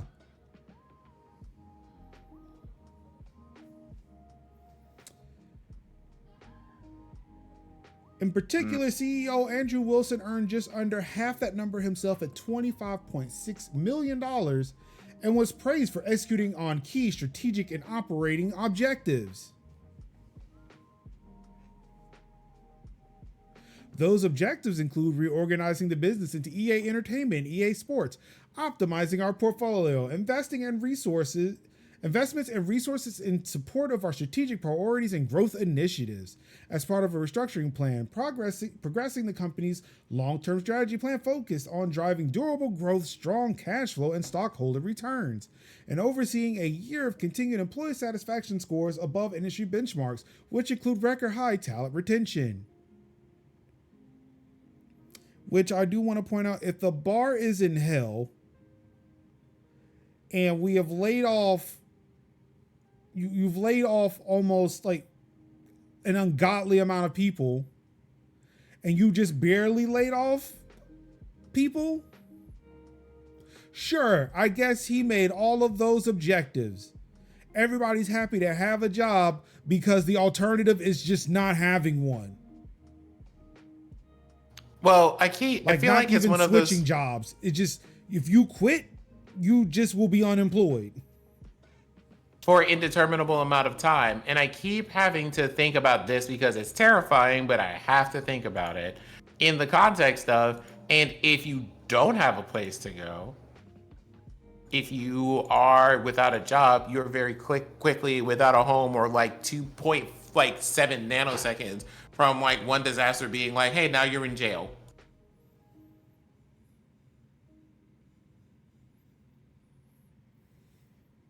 But he got $25.6 million because he did everything right by the company. He did everything right by the company, but the words don't mean anything. That's also killing me. Mm-hmm. Optimize the portfolio. What do you even mean? Look at the amount of people that y'all had to lay off. What are you talking about? Breaking it down, Wilson earned $1.3 million from his basic salary. That's just what he was just going to get anyway. Yeah. Plus over $20 million in stock awards. Just under $3.5 million from a non-equity incentive plan.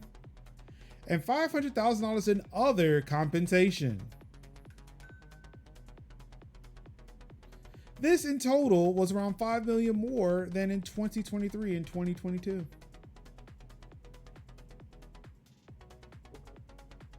Because surely he needed, of all the things he needed, he absolutely needed more money.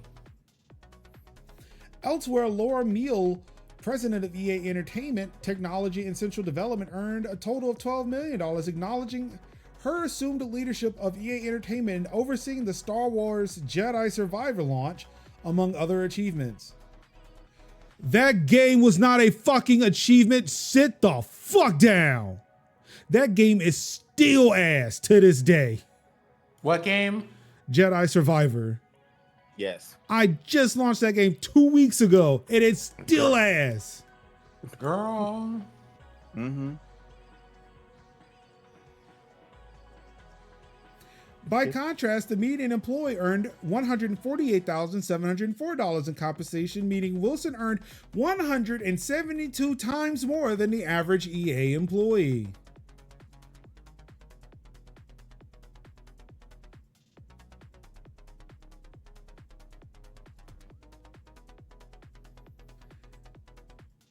Oh, remember how they had great retention? In March of 2023, they had some restructuring, which impacted 6% of the workforce, or over 750 people.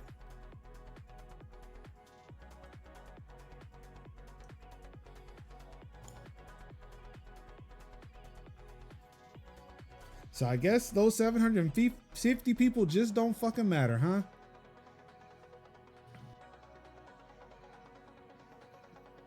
Because they had great retention. Hold on, people? What people? You're right, damn.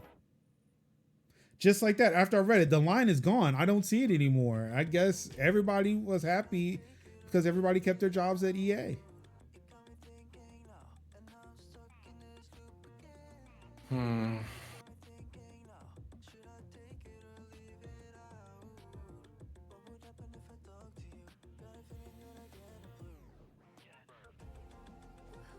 Speaking of people in transitions from jobs and whatnot, Major Nelson.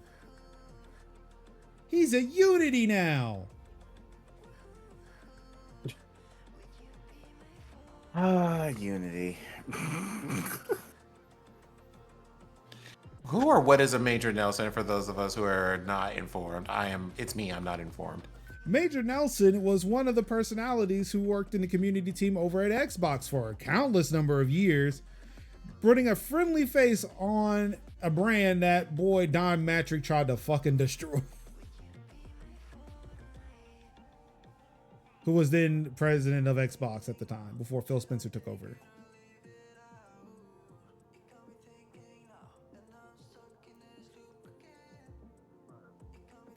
So now he's doing community over at Unity, which, boy, I feel like they needed after the year that they had. Oh yeah. But can he fix that reputation? It's a lot that he's gonna have to put on his shoulders on this one. Yeah, there was a lot of damage there.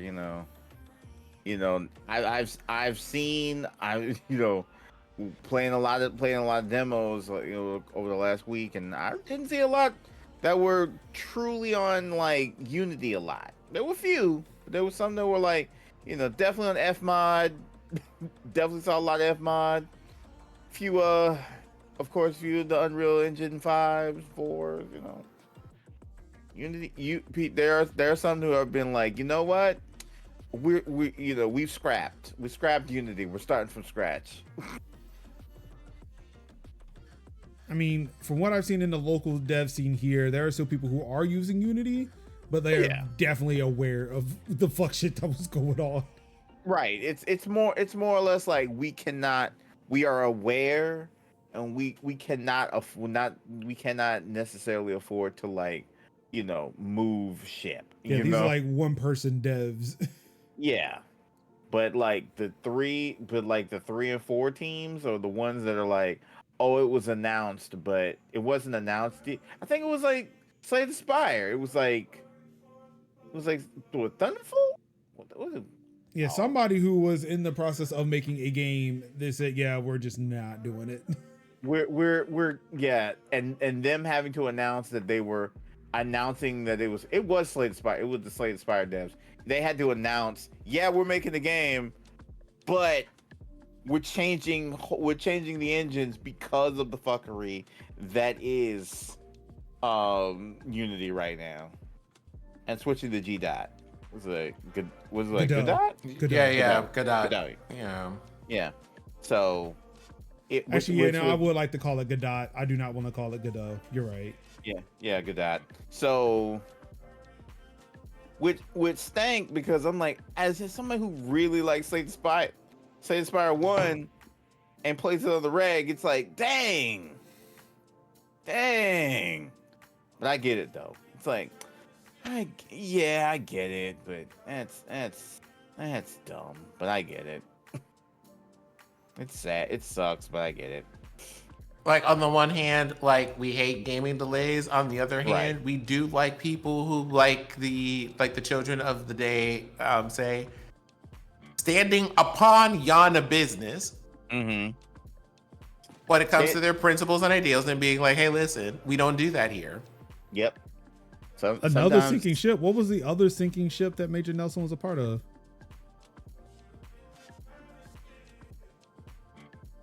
Beyond the Xbox, I can't really think of anything. I don't think it's Xbox. I don't think Xbox is sinking any ships because I don't know. Looking at these numbers from PlayStation, Sea of Thieves is definitely afloat on PlayStation platforms, bringing Xbox some money in on some definitely not sinking ships. I see what you did there. Yeah. I don't think he expected that. I don't think he expected me to do that, Auto. I think you kind of redeemed yourself on that one. Ruin was not expecting that. Mm-hmm. Other things that Ruin doesn't expect, the Spanish Inquisition. But you don't expect bananas to be burning in your poop deck, but yet here we are. Sin, I gotta tell you, I respect a good Monty Python. I just respect that. And time for something completely different. Okay, I will give you those studios that they closed. I will give you that. Yeah. But I still don't like compared to other studios, compared to other outfits, yeah, I don't think Microsoft is sinking. I just think they're pivoting really, really hard, and it's not looking great. Oh, so you doing the sinking? Okay.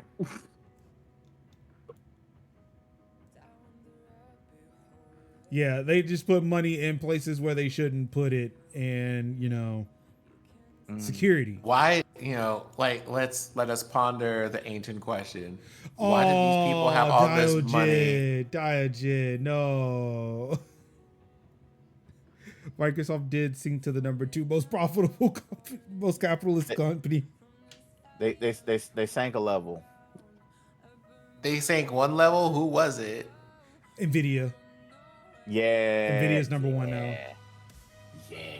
Which is amazing because Apple was Apple was number 1 for a minute. It was like Apple and Microsoft for the longest time, and then here comes Nvidia.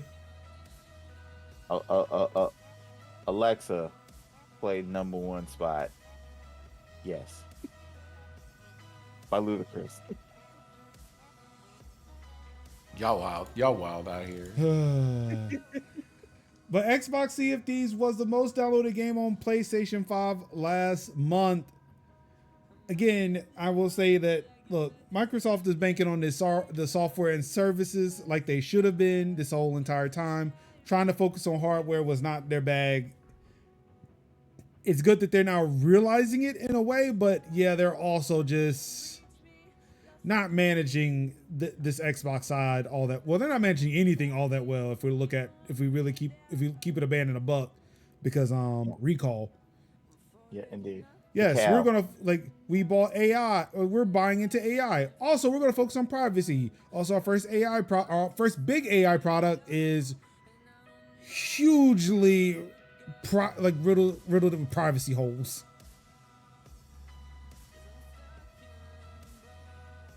Mm-hmm.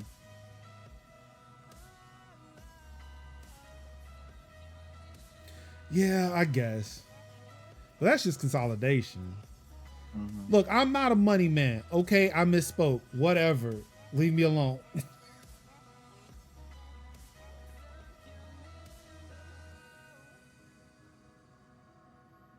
I believe that's what they're already doing. Like Sarah Bond has already said it. Auntie Sarah has already said that they are trying to bring AI into Xbox. Mm-hmm.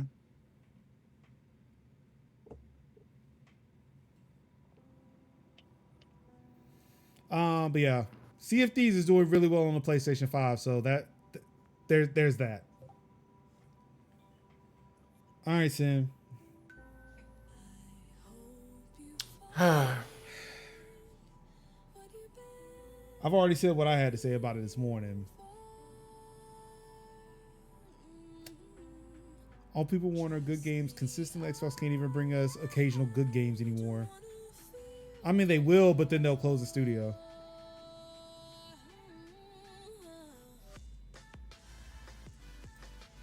Ex-Kick employee accused the staff of offering less money to Twitch streamer with cancer.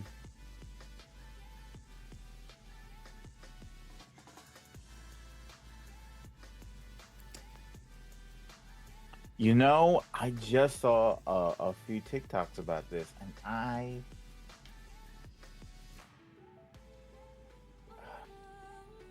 just feel special place. Go ahead and pre-order that Hot Rockin' Hades. Get your molten pool. Get your molten pool ready, because boy howdy. There was a consistent disrespect to the other people's opinions and beliefs. This went as far as consistently hearing the F slur, and not only just as a joke, it was specifically targeted towards people it was supposed to discriminate against. The former staff member, who is going by just Melissa at the time, alleged that when she walked past the social rooms where employees would run the platform's social media accounts, she heard the N-word dropped even with upper management in the room. She went on to claim that people on the team would laugh at deliberately misgendering transgender streamers.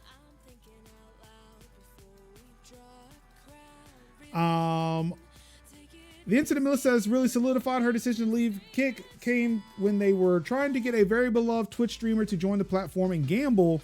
Quote, this particular streamer had been publicly battling cancer recently, so they decided to utilize that in their strategy to get this person over.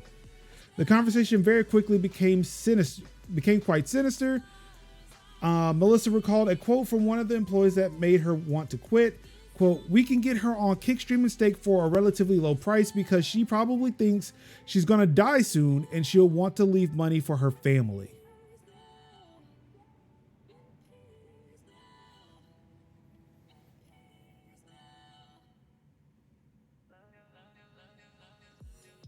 You know, I'm just sitting here and I'm thinking about I'm just remembering a time.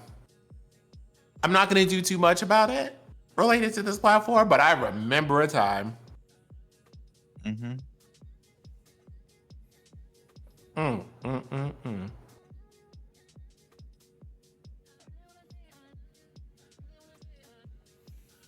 Oh yeah. Hurts me to my heart, but there's like, I feel like in a better world, someone saying something like this would have been people going to verify it immediately, and then that would have been like a wrap for this whole platform. yeah. In a better world, that's what would happen. Yeah. Unfortunately, we don't live there. No. Not yet. Like, it's one of those things, like, we'll get there one day, but like in a better world, it would be reasonable for me to expect that someone who said this, like where something like this was known, would automatically be like, nah, it's a wrap for that whole platform. Mind, again, a platform that already has a history of doing egregious things, like has egregious things happening on it and coming directly from like the highest levels of like management and ownership all the way up to the CEO. So it is one of those, you know, on the one hand, obviously revulsion and disgust here, but I want to be like, shock at just the premise that this exists, but looking at the platform that it comes from, would I be surprised in the very least that they were just like, every word of this is true and it's worse than it's actually worded in this article? Not a bit. Not one bit would I be surprised by that. Not great, I must say. And so far, nobody's come out to deny it.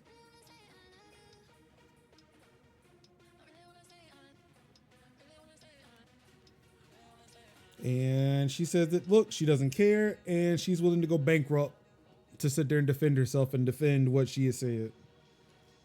And keep in mind, y'all, at the time of this broadcast, it has been 1 week since that went out. 1 week.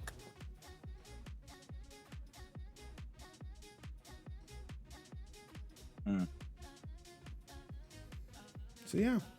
Apparently, she posted that she left on May the 23rd, that she was leaving. On May the 28th, got a question that says, like prior to the stuff that they're talking about this article, it was, hey, I decided to leave because I have to stand on my principles. Next one was, did I really get a cease and desist from Kick regarding my previous tweet? And then this last one being like, let me let y'all know what's up since they keep saying that this happened. Followed by a video. Do I want to see the comments? I don't want to see the comments, but I'm gonna go have like the quickest of glances at the comments. Be careful, there could be porn in there. It's the way that someone immediately said something and I'm just like,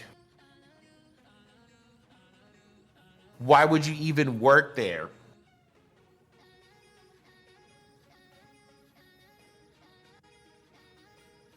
It's giving. Sometimes there are times when I'm like, you know, a job is good until it's not good, and that was the moment when it was not good. Once you find out a job is bad, you leave. That's what you and that's what they did.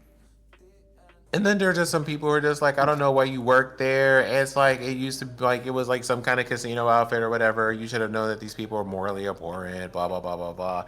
And I'm like, what's wrong with y'all? One, people need to leave. You know, like need to live. And they have to have money to do that. So we're here. But also, you know, like you should have known that this company was this or was this or was this. Like people walk into situations, they feel like they have something to contribute or improve, with the best of intentions, and then they found out that they couldn't, and they left, and they told y'all why they left, and what you decided to do was to come over here and say that. If y'all don't shut up, That part. and probably have an account on the platform, like, just Yeah, it's not so much like why did you go there to work? It was like, well, if you knew the platform was like this, why were you there? Apparently you couldn't handle it. and it's kind of like that shouldn't have to be there to handle. What are you talking about, weirdos? Right. It's like it's giving we can save the environment by recycling, by limiting car usage, by carpooling. We can change the environment. So like I'm not gonna come for her about it. I also I hope that things go well and that other people who see what is happening here make some very firm decisions of their own about what they're willing to tolerate from a platform. Because at some point, and this is something we were talking about earlier, at some point, I'm sure that streamer revenue is cute, but y'all could get a Kofi.com and keep it moving. This is not worth it. Also that.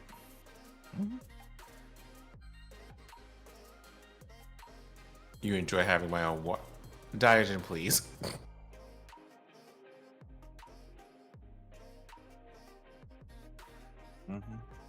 Yeah, go ahead and leave. Go ahead and go ahead and leave forcibly push with leg. That, like I said, that's one of those things to me that has me definitely like of the mindset of like, no, it's not gonna be the site, and it's not gonna be a site for me. And I see a bunch of my mutuals and compatriots who are basically like hedging their bets with doing like the dual streaming, and I'm just like, I see what you're doing there, that's fine, but I will be firmly on this side of it. And the only reason why you're hedging your bets is because you know as much as I know that you can't really truly go all in to a platform that could be folding. But you can't not take the risk. On the one hand, I'm looking at this and it's kind of like risks are important and risk assessment is important, but girl, you wanted to risk on this? Right. There are other places. The way I would be on YouTube first, no, absolutely not. Absolutely. Oh my god, I love the fact that you have single-handedly brought this meme of like. No, I cannot take credit for that. That is merge. That is merge with forcibly push with lag. Because they couldn't they could not say the K word because the K word. So it was like I need to talk about the K word, and so it was like forcibly push with lag.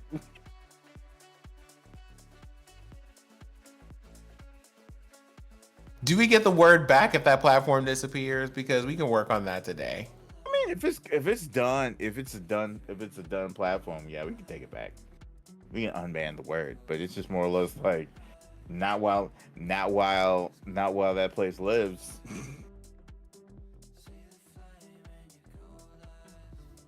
So we have to say forcibly move with leg, Dodger. Forcibly move or forcibly push with leg. Those would be sufficient. It depends on the type of movement. Like if you forcibly move leg, that is one way of doing it. But if you want to do the 300 version, that is forcibly push with leg. Yeah. Right. You know, or if you want to whiff, you can also say forcibly scrape with leg. Yep. There, I'm gonna leave that in chat for everybody to read. Mm-hmm. You know, it's good. Pedal propulsion. Yeah. I support. Well, that's it. That's all we got for this week. That's all. We ain't got no more. We got no more. Hold on for a moment. Is it? Oh my god! I have to restart the computer. Jeez, really? Fine. So, I think we had like a thing of being like an in memoriam time or segment during the show, but we don't have to do that today. And what I would like to say instead is, this is everybody's friendly reminder that next week is a Thirst Plays episode. It is. That's next week. Do we want to? Do we have things in order to possibly consider An in a memoriam? particular game? Oh, I was because if you're looking for the in memoriam, I have stopped that list now that I'm covering things during the week. Oh yeah, no. I'm talking about games for next week. We'll have to talk about that offline at some point. But yeah, as a note, we have a game that we still have yet to like even attempt to start at some point. I don't know. What was the reason why we didn't do it last week or last month? Is that still like a thing this month? It is. Wait, what was keeping us from doing it last month? Oh wait, that's right. I didn't have systems access. Yeah, I did not have Game Pass access at the time. Yeah, you didn't have Game Pass. Yeah. Boy, if it's not one thing, it's another with me, man. It was like beforehand didn't have Game Pass. I think it was like it would not. It wouldn't install for you. Wouldn't install for me. But then we tried to go to Mario Kart, and we couldn't play it because I don't have Nintendo Online anymore. Right. So which is dumb. What did we play then? Did we just do Unrailed? No. Yeah, we did Unrailed. No, it was Power Wash. Oh, that's right. We did. It was Power Wash that month. But right. No, the first time we tried to play it and it didn't work out, we played Power Wash. The second time we tried to play it and we didn't work out, it was Unrailed. So the last third place we played was Unrailed. Yeah. So and both coasts were here. Yeah, both coasts were here. I can say that I do have Game Pass. Okay. I can say it with confidence now. Mm-hmm. I do have Game Pass because I bought 3 months for like $30. Awesome. On Woot last week. Woot? Oh, I saw that. So I have 3 months of Game Pass. Mm-hmm. I am good. Awesome. We should be able to play the one that the Warhammer 40K, the one that actually is just fascism. It is incredibly fascism, yeah. And I cannot wait to talk about it. I was almost close to other fascism known as Helldivers 2.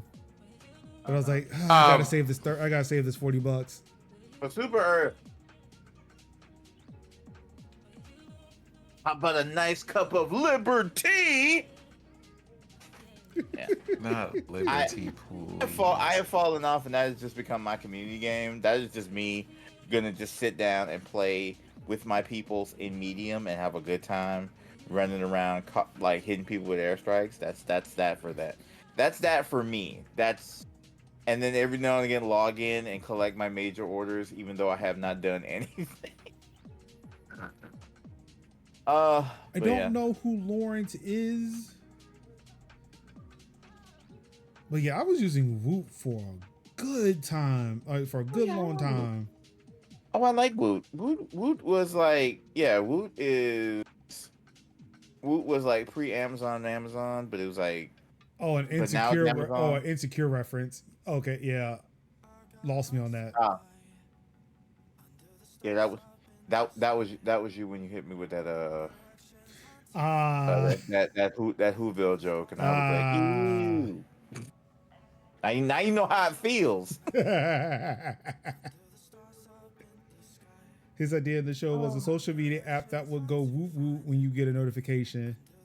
Eh, Oh, like Wolf from The Office. yeah.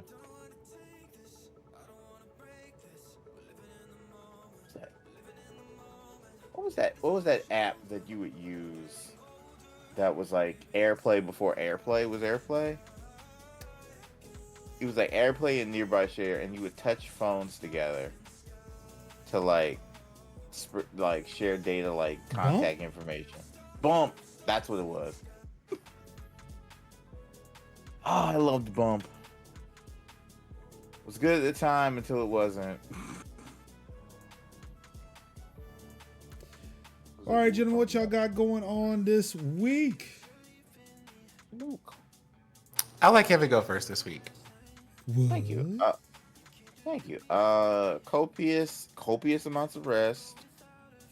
Um, shrinking the amount of being outside for the foreseeable future. Um, playing some really awesome games that I missed because I was playing all these demos, and then maybe playing one or two more demos that are left. Because I have not played Mirthwood, and I have not played Creatures of Ava yet. And so I think, yeah, Creatures, which I've like looked at it, and I think it's a like platforming S type game with like basically it's like it has like combat, but it's like what's called like gentle combat, where it's like you have to the creatures are infected by this like malady, and then you just basically have to like heal the monsters through, like basically you have to calm the creatures down, and it takes like it's like a bit of a combat sequence, but not really. It's like basically like basically fight warding off the creature until they can come to their senses. So I'm gonna check that out. Um, and yeah, of course play more Go-Go Town, and also tap back into Paper Mario, because Paper Mario is just Paper Mario Thousand Year Door is so good. It's just so good. It's so good. And of course, and maybe even engaging in some light reading from one of my early Father's Day gifts to myself. This is Star Wars Before the Awakening. So this basically takes place some years before the events of the Rey saga. So I'm really happy to be able to read more Star Wars books. And it was like $2, as it should. It's like $2, as it should be. And yeah. That's pretty much it. Sin. So, this week we're going to try a new streaming time. So there's that. You can find me on blacktwitter.io, on Mastodon, and I guess on Twitter somewhere while supplies last. But the new streaming time is going to be Saturday morning, so we're going to see how that goes. Because I noticed on my calendar that I had like no days where I could just do nothing. So I gave myself a day to do nothing. Because it's important. So that's what's happening there. Also, on Wednesday the 26th at about, I believe it is 8 p.m. Eastern, I will be doing a panel on being asexual and romantic in tabletop games on the TTRP Gifts channel. So I'm going to be moderating this time. And I, like, lesser known fact about myself, I actually kind of like moderating panels and doing interviews. So that's fun. I enjoy those things, and I'm looking forward to doing that next week. Although I still need to do this PowerPoint, make sure all of my lovely panelists get their questions and things like that so they can review them and give you a thumbs up on all of that and all of that process. But that's what's happening. And then I am going to go and see some friends out of town, and that should be exciting. And then we get to do my favorite thing ever. And what is my favorite thing? Having to deal with people who have time off. So basically, I'm on a small team of people at work in the department that I'm in, and we realized that we had 1 week where multiples of us are just like, we took the day off. And so I just kind of slid up to our managers, just like, hey, we have 1 week where like a couple of days, most of us are going to be missing. So we're going to try to set things up so that things run, but we're informing you that we will not be here. Please plan accordingly. I love the manager to accommodate that. Yeah, the supervisor that I have is really cool about that. He's just like, listen, we're not the fire department. We're not like the ambulance or anything like that. If y'all have PTO, take PTO. We'll be fine. Dope. Oh, let's see. For me, I am relieved, but kind of thinking about the fact that we do not have a protest this weekend. I mean, because of the sun, I don't necessarily want to be out there like that, but I don't know. Maybe Raleigh does deserve a week off. Maybe. There does seem to be some other stuff. I'm thinking about maybe going to do some more signature collection this weekend.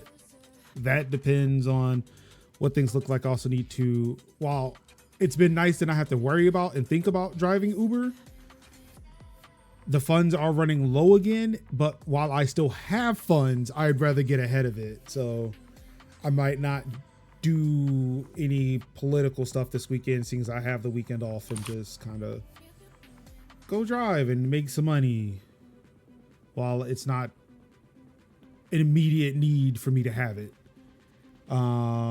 Still trying to get my mind right, get my head ready for the trip next month.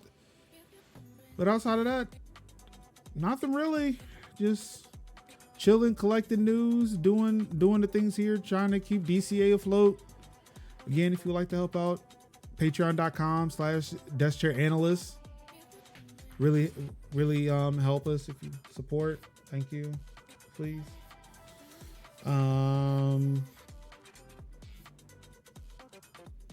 Also, I guess after the stream, I guess I'll be learning DaVinci Resolve. That is an immediate thing that's going to happen, but I can't do anything about it until the stream ends and we hang up from this call, because I have to reboot the computer in order to install it. Why can't you be like Premiere and just install without having to reboot my computer, huh? Which I'm sure you will enjoy. I mean, maybe we'll free up some resources, I guess. But yeah, outside of that, I don't know. Just trying to make the best of the situation we're in. I mean, that I'm in. So, it is what it is. There are a lot of tutorials on YouTube, and also top tip, jump to the edit tab, because that's where all the good tools are. That ain't a bad idea. Exactly. It's not. I have been giving my computer plenty of TLC by just being like, okay, baby, and hitting the power down section of the computer. Hey, look at me. Look directly into the screen. Your computer has a power off button, and you should use it if you haven't used it this week. And I say this week because I know that some of y'all haven't given that computer a break since the inception of computers. Give your computer a break. What if I told you I shut it down when I was trying to install Fedora on it this week? Because I hit shutdown as opposed to restart. And I left it off for a bit because all right, cool, I'll just go somewhere else now. I'm ruined. You bet not, because this is going to upset yourself. Not Diogen speaking the real truth out here, the facts of life. That's just gonna hurt. That's just gonna hurt your feelings. But yeah, that is if more of my games ran on my Steam Deck, it would be a thing I would consider more. but I don't know when that urge to play Horizon will be. Mm-hmm. But I am a fan of giving your computer occasionally the time to breathe. At the very least, I try to let my computer sleep when I'm sleeping. Oh, Ruin, I'm dead serious. I think he's talking to me. Please sleep. I think he's talking to me. Okay, but yes, About my occasional want to play Horizon. Yeah. Wait, didn't you buy it for me? Oh wait, are you saying that because I haven't beaten it yet? Because there's also that problem. Hold on. Why haven't we beaten the game, Major? I'm hunting all the things, and then also, okay, there's a number of things. I am hunting all the things and like getting like the big level, just so that way I can just be overpowered every time I go into a fight. Not to mention the fact that it's already on easy mode, so I would have been overpowered to begin with. But we're not gonna talk about that.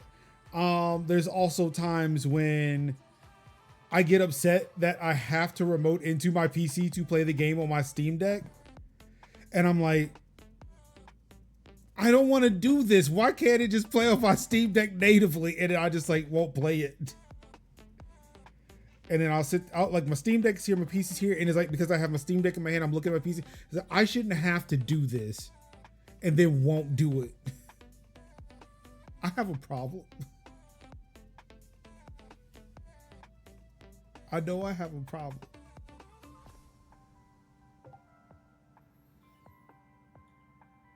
I'm going to fix it eventually. I'm going to beat the day of game that I don't have to worry about this anymore. But then it's going to be the next game I want to play.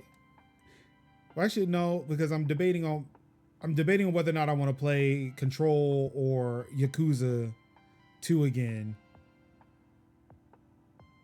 Both of those play on the Steam Deck very well, so I'm like, I could just play those on the Steam Deck and not have to worry about it.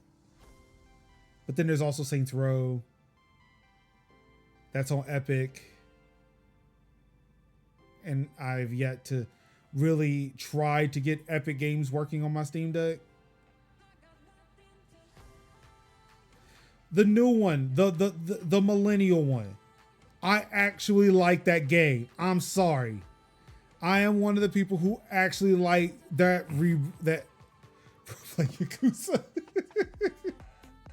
Look, I like that new Saints Row. I'm sorry. It's really good. I think it's funny. Like, listen, as long as you're having fun. Don't ruin that. Anywho, it's time to get up out of here. I've got a computer to reboot. These gentlemen have to get to sleep. Thank you, everybody, for tuning in to another episode of Tech Talk Thursdays for the week of June 20th, 2024. You know what? I'm not responding to you two right now. I'm not letting you take my joy. Is there a cop car going by somebody's house?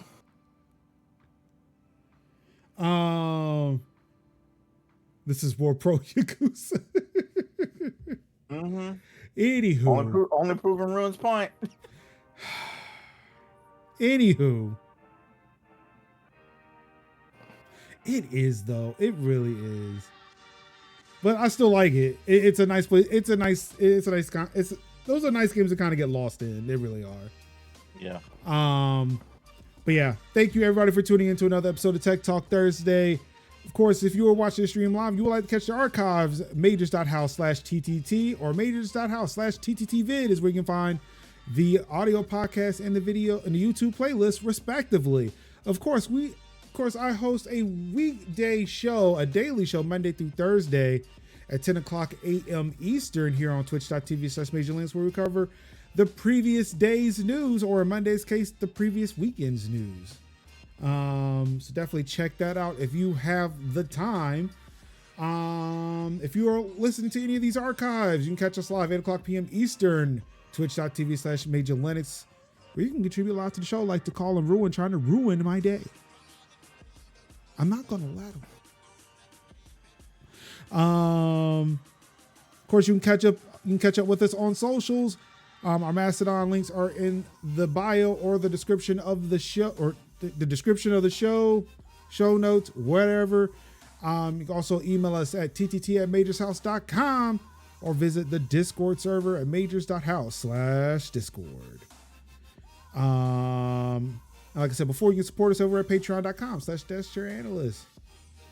I don't have anything to offer you as rewards for your support, but it would be nice if you did support us, an independent media outlet who is trying to keep you informed of tech and gaming and how that impacts your life specifically, not just how many megawatts of battery you get or how much storage do you get to have all of your pictures.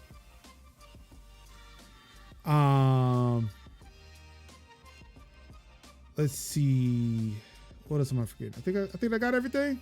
That's everything, right? I think that's everything. Wait, did we do it? Did we hit him with the dcanalyst.net? I think we did. Oh yeah, go to dcanalyst.net. The main site where you can get all the archives to the Tech Talk Today and articles that are still being written by Kevy Kev. He says he's got 2 more articles to put out, and then he's just gonna, just go in hibernation for a bit. I don't blame him. Yep. Writing is hard. Yeah, it is. Writing is hard, but as Major would like to say, and as another creator that I'm aware of on IG says, sometimes excellence is exhausting. So support Black mediocrity also. Yes, eventually. That's mostly about me. I mean, eventually, I am going to try to acquire Black.med or Med.black. Excuse me, that's what it was. Med.black. Yeah. Black Black mediocrity. Let's talk about it. Yep. Med.black. Yeah, I'm thinking about the black mediocrity movement. I've been thinking about that a lot lately. Yeah. Is that still available while I'm here? Shit, what the fuck? Is it? I forgot. Damn, I forgot what my domain website was. Doesn't believe in black mediocrity. Oh, I think you should, because again, how many times have we still in this country are the first in something? The first Ooh, the first yes. this, the first in this, the first in that, the first in Oh, that. What about the 5th? not. What about the 16th? Yeah, Doesn't I may believe not be any holding that fucking for. No, mediocre. I'm not buying it. The renewal cost will just break me. But see, What's the renewal cost though? $60. They will sell it to me for $12 today, but when I come back, it will be $60. Yeah. 60 And per year. Like I say, we're exceptional people. No, let me come back. Let me come back to that one because I might do it. to call. It's not to say that we are mediocre. It's the fact that we would like to be mediocre. We don't want to have to be exceptional. That's the whole in thing. order to succeed in the world. I don't want to be the first. I don't want to be in 2024 the first. I want to be the 8th. I want to be in a long line of people who have done awesome things. Black people to have done awesome things, to continue to do awesome things. I don't want it. Yeah. Like, I'm sitting here and I'm just like, something? Takal, I see you and I appreciate the general encouragement and enthusiasm. I do. But this is the thing that it comes from. Most of the place that it comes from is just like, John, I'm tired of being excellent sometimes. Sometimes I just want to be okay at something and just be and let being okay at some things be enough. I can't be perfect at everything. I'm not a Virgo. You know what I mean? No. To borrow a social media quote, which is very misguided, I don't have the hours in the day that Beyonce has. Sometimes it's just listen, my excellence for the day was I went to the grocery store and I fed my cat and I checked the mail. And I'm just I would just like to be able to do that. I want to be able to fail upward. Merge? Yes. Merge. Correct. Merge. I want a Kramer. The assignment. I want to be Kramer in this scenario. Right. Somehow fail upwards to being GM for the New York Yankees. to fail upwards, bro. Just, to just Came for beat me. Why you have to come for the Yankees on this, Lord? Also, I think that was George Costanza, That was George Costanza, but yeah. who But also fell upwards a lot. Who also fell upwards. It's like a George fell upwards. Great. Hold on. Do I have meetings in the morning? Because if I don't have meetings in the morning, I'm about to change my evening plans. Oh, I do not have meetings in the morning? Oh, glorious day. Yeah, I know what I'm doing. I know what yeah. I'm doing today. It's like, yeah, exactly, Merge. I want to fail. I want to mess up so bad I get a golden parachute. That's what I'm talking about. I want to be able to hit go live, do some duck lips, and get like 1 million followers. That's what I want. I want to be Bobby Kotick. I just want to be able to play my games, to play Fortnite, and have thousands of followers playing this game badly, like I usually do. I don't need to be exceptional. I don't want to be exceptional. I just want to be a regular degular person that does. I just want to sit on the giant bomb couch. Right. Now that being said, I do want to say this as a person, as an essence, as a being. Priceless. I'm a fucking delight. Like that's luxury by itself. However, I would like to just not be good at things. Right. I want to work for IGN, have a whole show, and then and have absolutely wonky takes, and nobody will accept me funny for that. To just be my regular degular self. There's like you say, regular degular schmegular. Exactly. Yeah, like for me, it's like I don't even want to be that big. I don't want to be like Kev. Like I want to go fly with Fortnite and 1,000 followers. I just want to just be able to sit on the giant bomb couch and people actually listen to me when I say things. Right. But I feel like that's just rooted in trauma, and that's just another thing that I have to unpack and deal with later. But still, to just be a guy in the background, to live my best life. Not Kevin just being like, I just want to be a little guy. Yeah, that's all I want to say. That's why I've always started like Black Mediocrity, because I'm tired of seeing people who have done literally nothing, who all they have is a mullet and a sports jersey, and be able to fund a movie project. Yeah, it's sad when my son nothing but sheer will. He asked me, "Do I want to be rich or do I want to be poor?" Yesterday, I said, "Dude, I do not want to be rich. Like it is immoral to be rich." And he was like, "Why don't you want to be rich? Like all you need to do is just do like a Mr. Beast thing, and then you'll be rich." I'm like, you're just like, who gonna tell him? I wanted to say we will never speak of this person in our house. I don't care if he lives down the road. Not speak of him. We will not speak of this man. I'm like, I think every now and then. This is why I sent that message to you the other day, Kev. Yeah. Cause like, come on, man. I gotta get this kid some more like black and brown people to look at. It is a mess. And you know what? Yes. Like I don't care if I give him regular YouTube at this point, just so I can break it out, because I don't know how many black and brown people are on YouTube Kids that actually make content. Oh, not a lot. There's not a lot of us. I didn't think so, because a lot of us just speak our minds. If we say you know things. What? I will. I'm just like, something, just for Major, I will consider just being like, we're just gonna have a day of Minecraft. Mm-hmm. I'm fine with that. I've been wanting to do that. Because, like I say, I look at these Minecraft spaces. There is not a lot of us in Minecraft. It's like Janie Laney. It's like Chi-Chi. I need you to give me a list of these people so I can try to run it through YouTube Kids and see if they show up in searches. Mm-hmm. Because I run my name through there and it does not show up. Yeah. I mean, for good reason.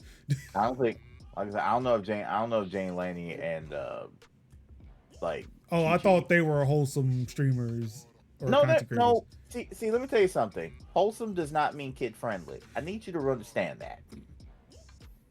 Wholesome just means we like things like, we like warm and fuzzy and cutesy, cuddly type things, but we are not kid friendly people. Well, so I want to be that. as somebody who is steeped in the wholesome cozy lifestyle, that doesn't mean we're gonna be not reframing from bad language. You It's think I ought just to cuss them out when I said that. but if like I say, if you're looking for like black and brown Minecrafters, or black or I'm trying to see or, I'm just trying to see if they'll show up in YouTube Kids first I don't, before I yeah, have to like give him the actual YouTube app, and then oh no, what have I Right. done? right. Yeah, it's one of those. We're going to have a wonderful time, a glorious time, a very adorable time. I might also be having whiskey while having my very wholesome Stardew story. And if I have that whiskey while I'm having a Stardew moment, Right. That part. merge, please. Anywho, I was wrapping up this show. Kept playing the farming simulator and saying try Jesus. Exactly. Oh god. Merge gets it. Oh god. Anywho, thank you everybody once again for tuning in to another episode of Tech Talk Thursdays. Of course, you all could have been anywhere in the world watching any stream. No, you could have been reading tech, gaming, streaming news yourself, but you said no, thank you. Things are terrible. Yes. Things are fucking terrible, and we're all sitting there wondering at what point will it affect the rest of humanity. And I thank you for sitting with that. I really do. And all I have left to say to you wonderful people is nobody's going to save us but ourselves. I love you. Peace. Wakanda forever. Watch this. Oh, I forgot I had to do something.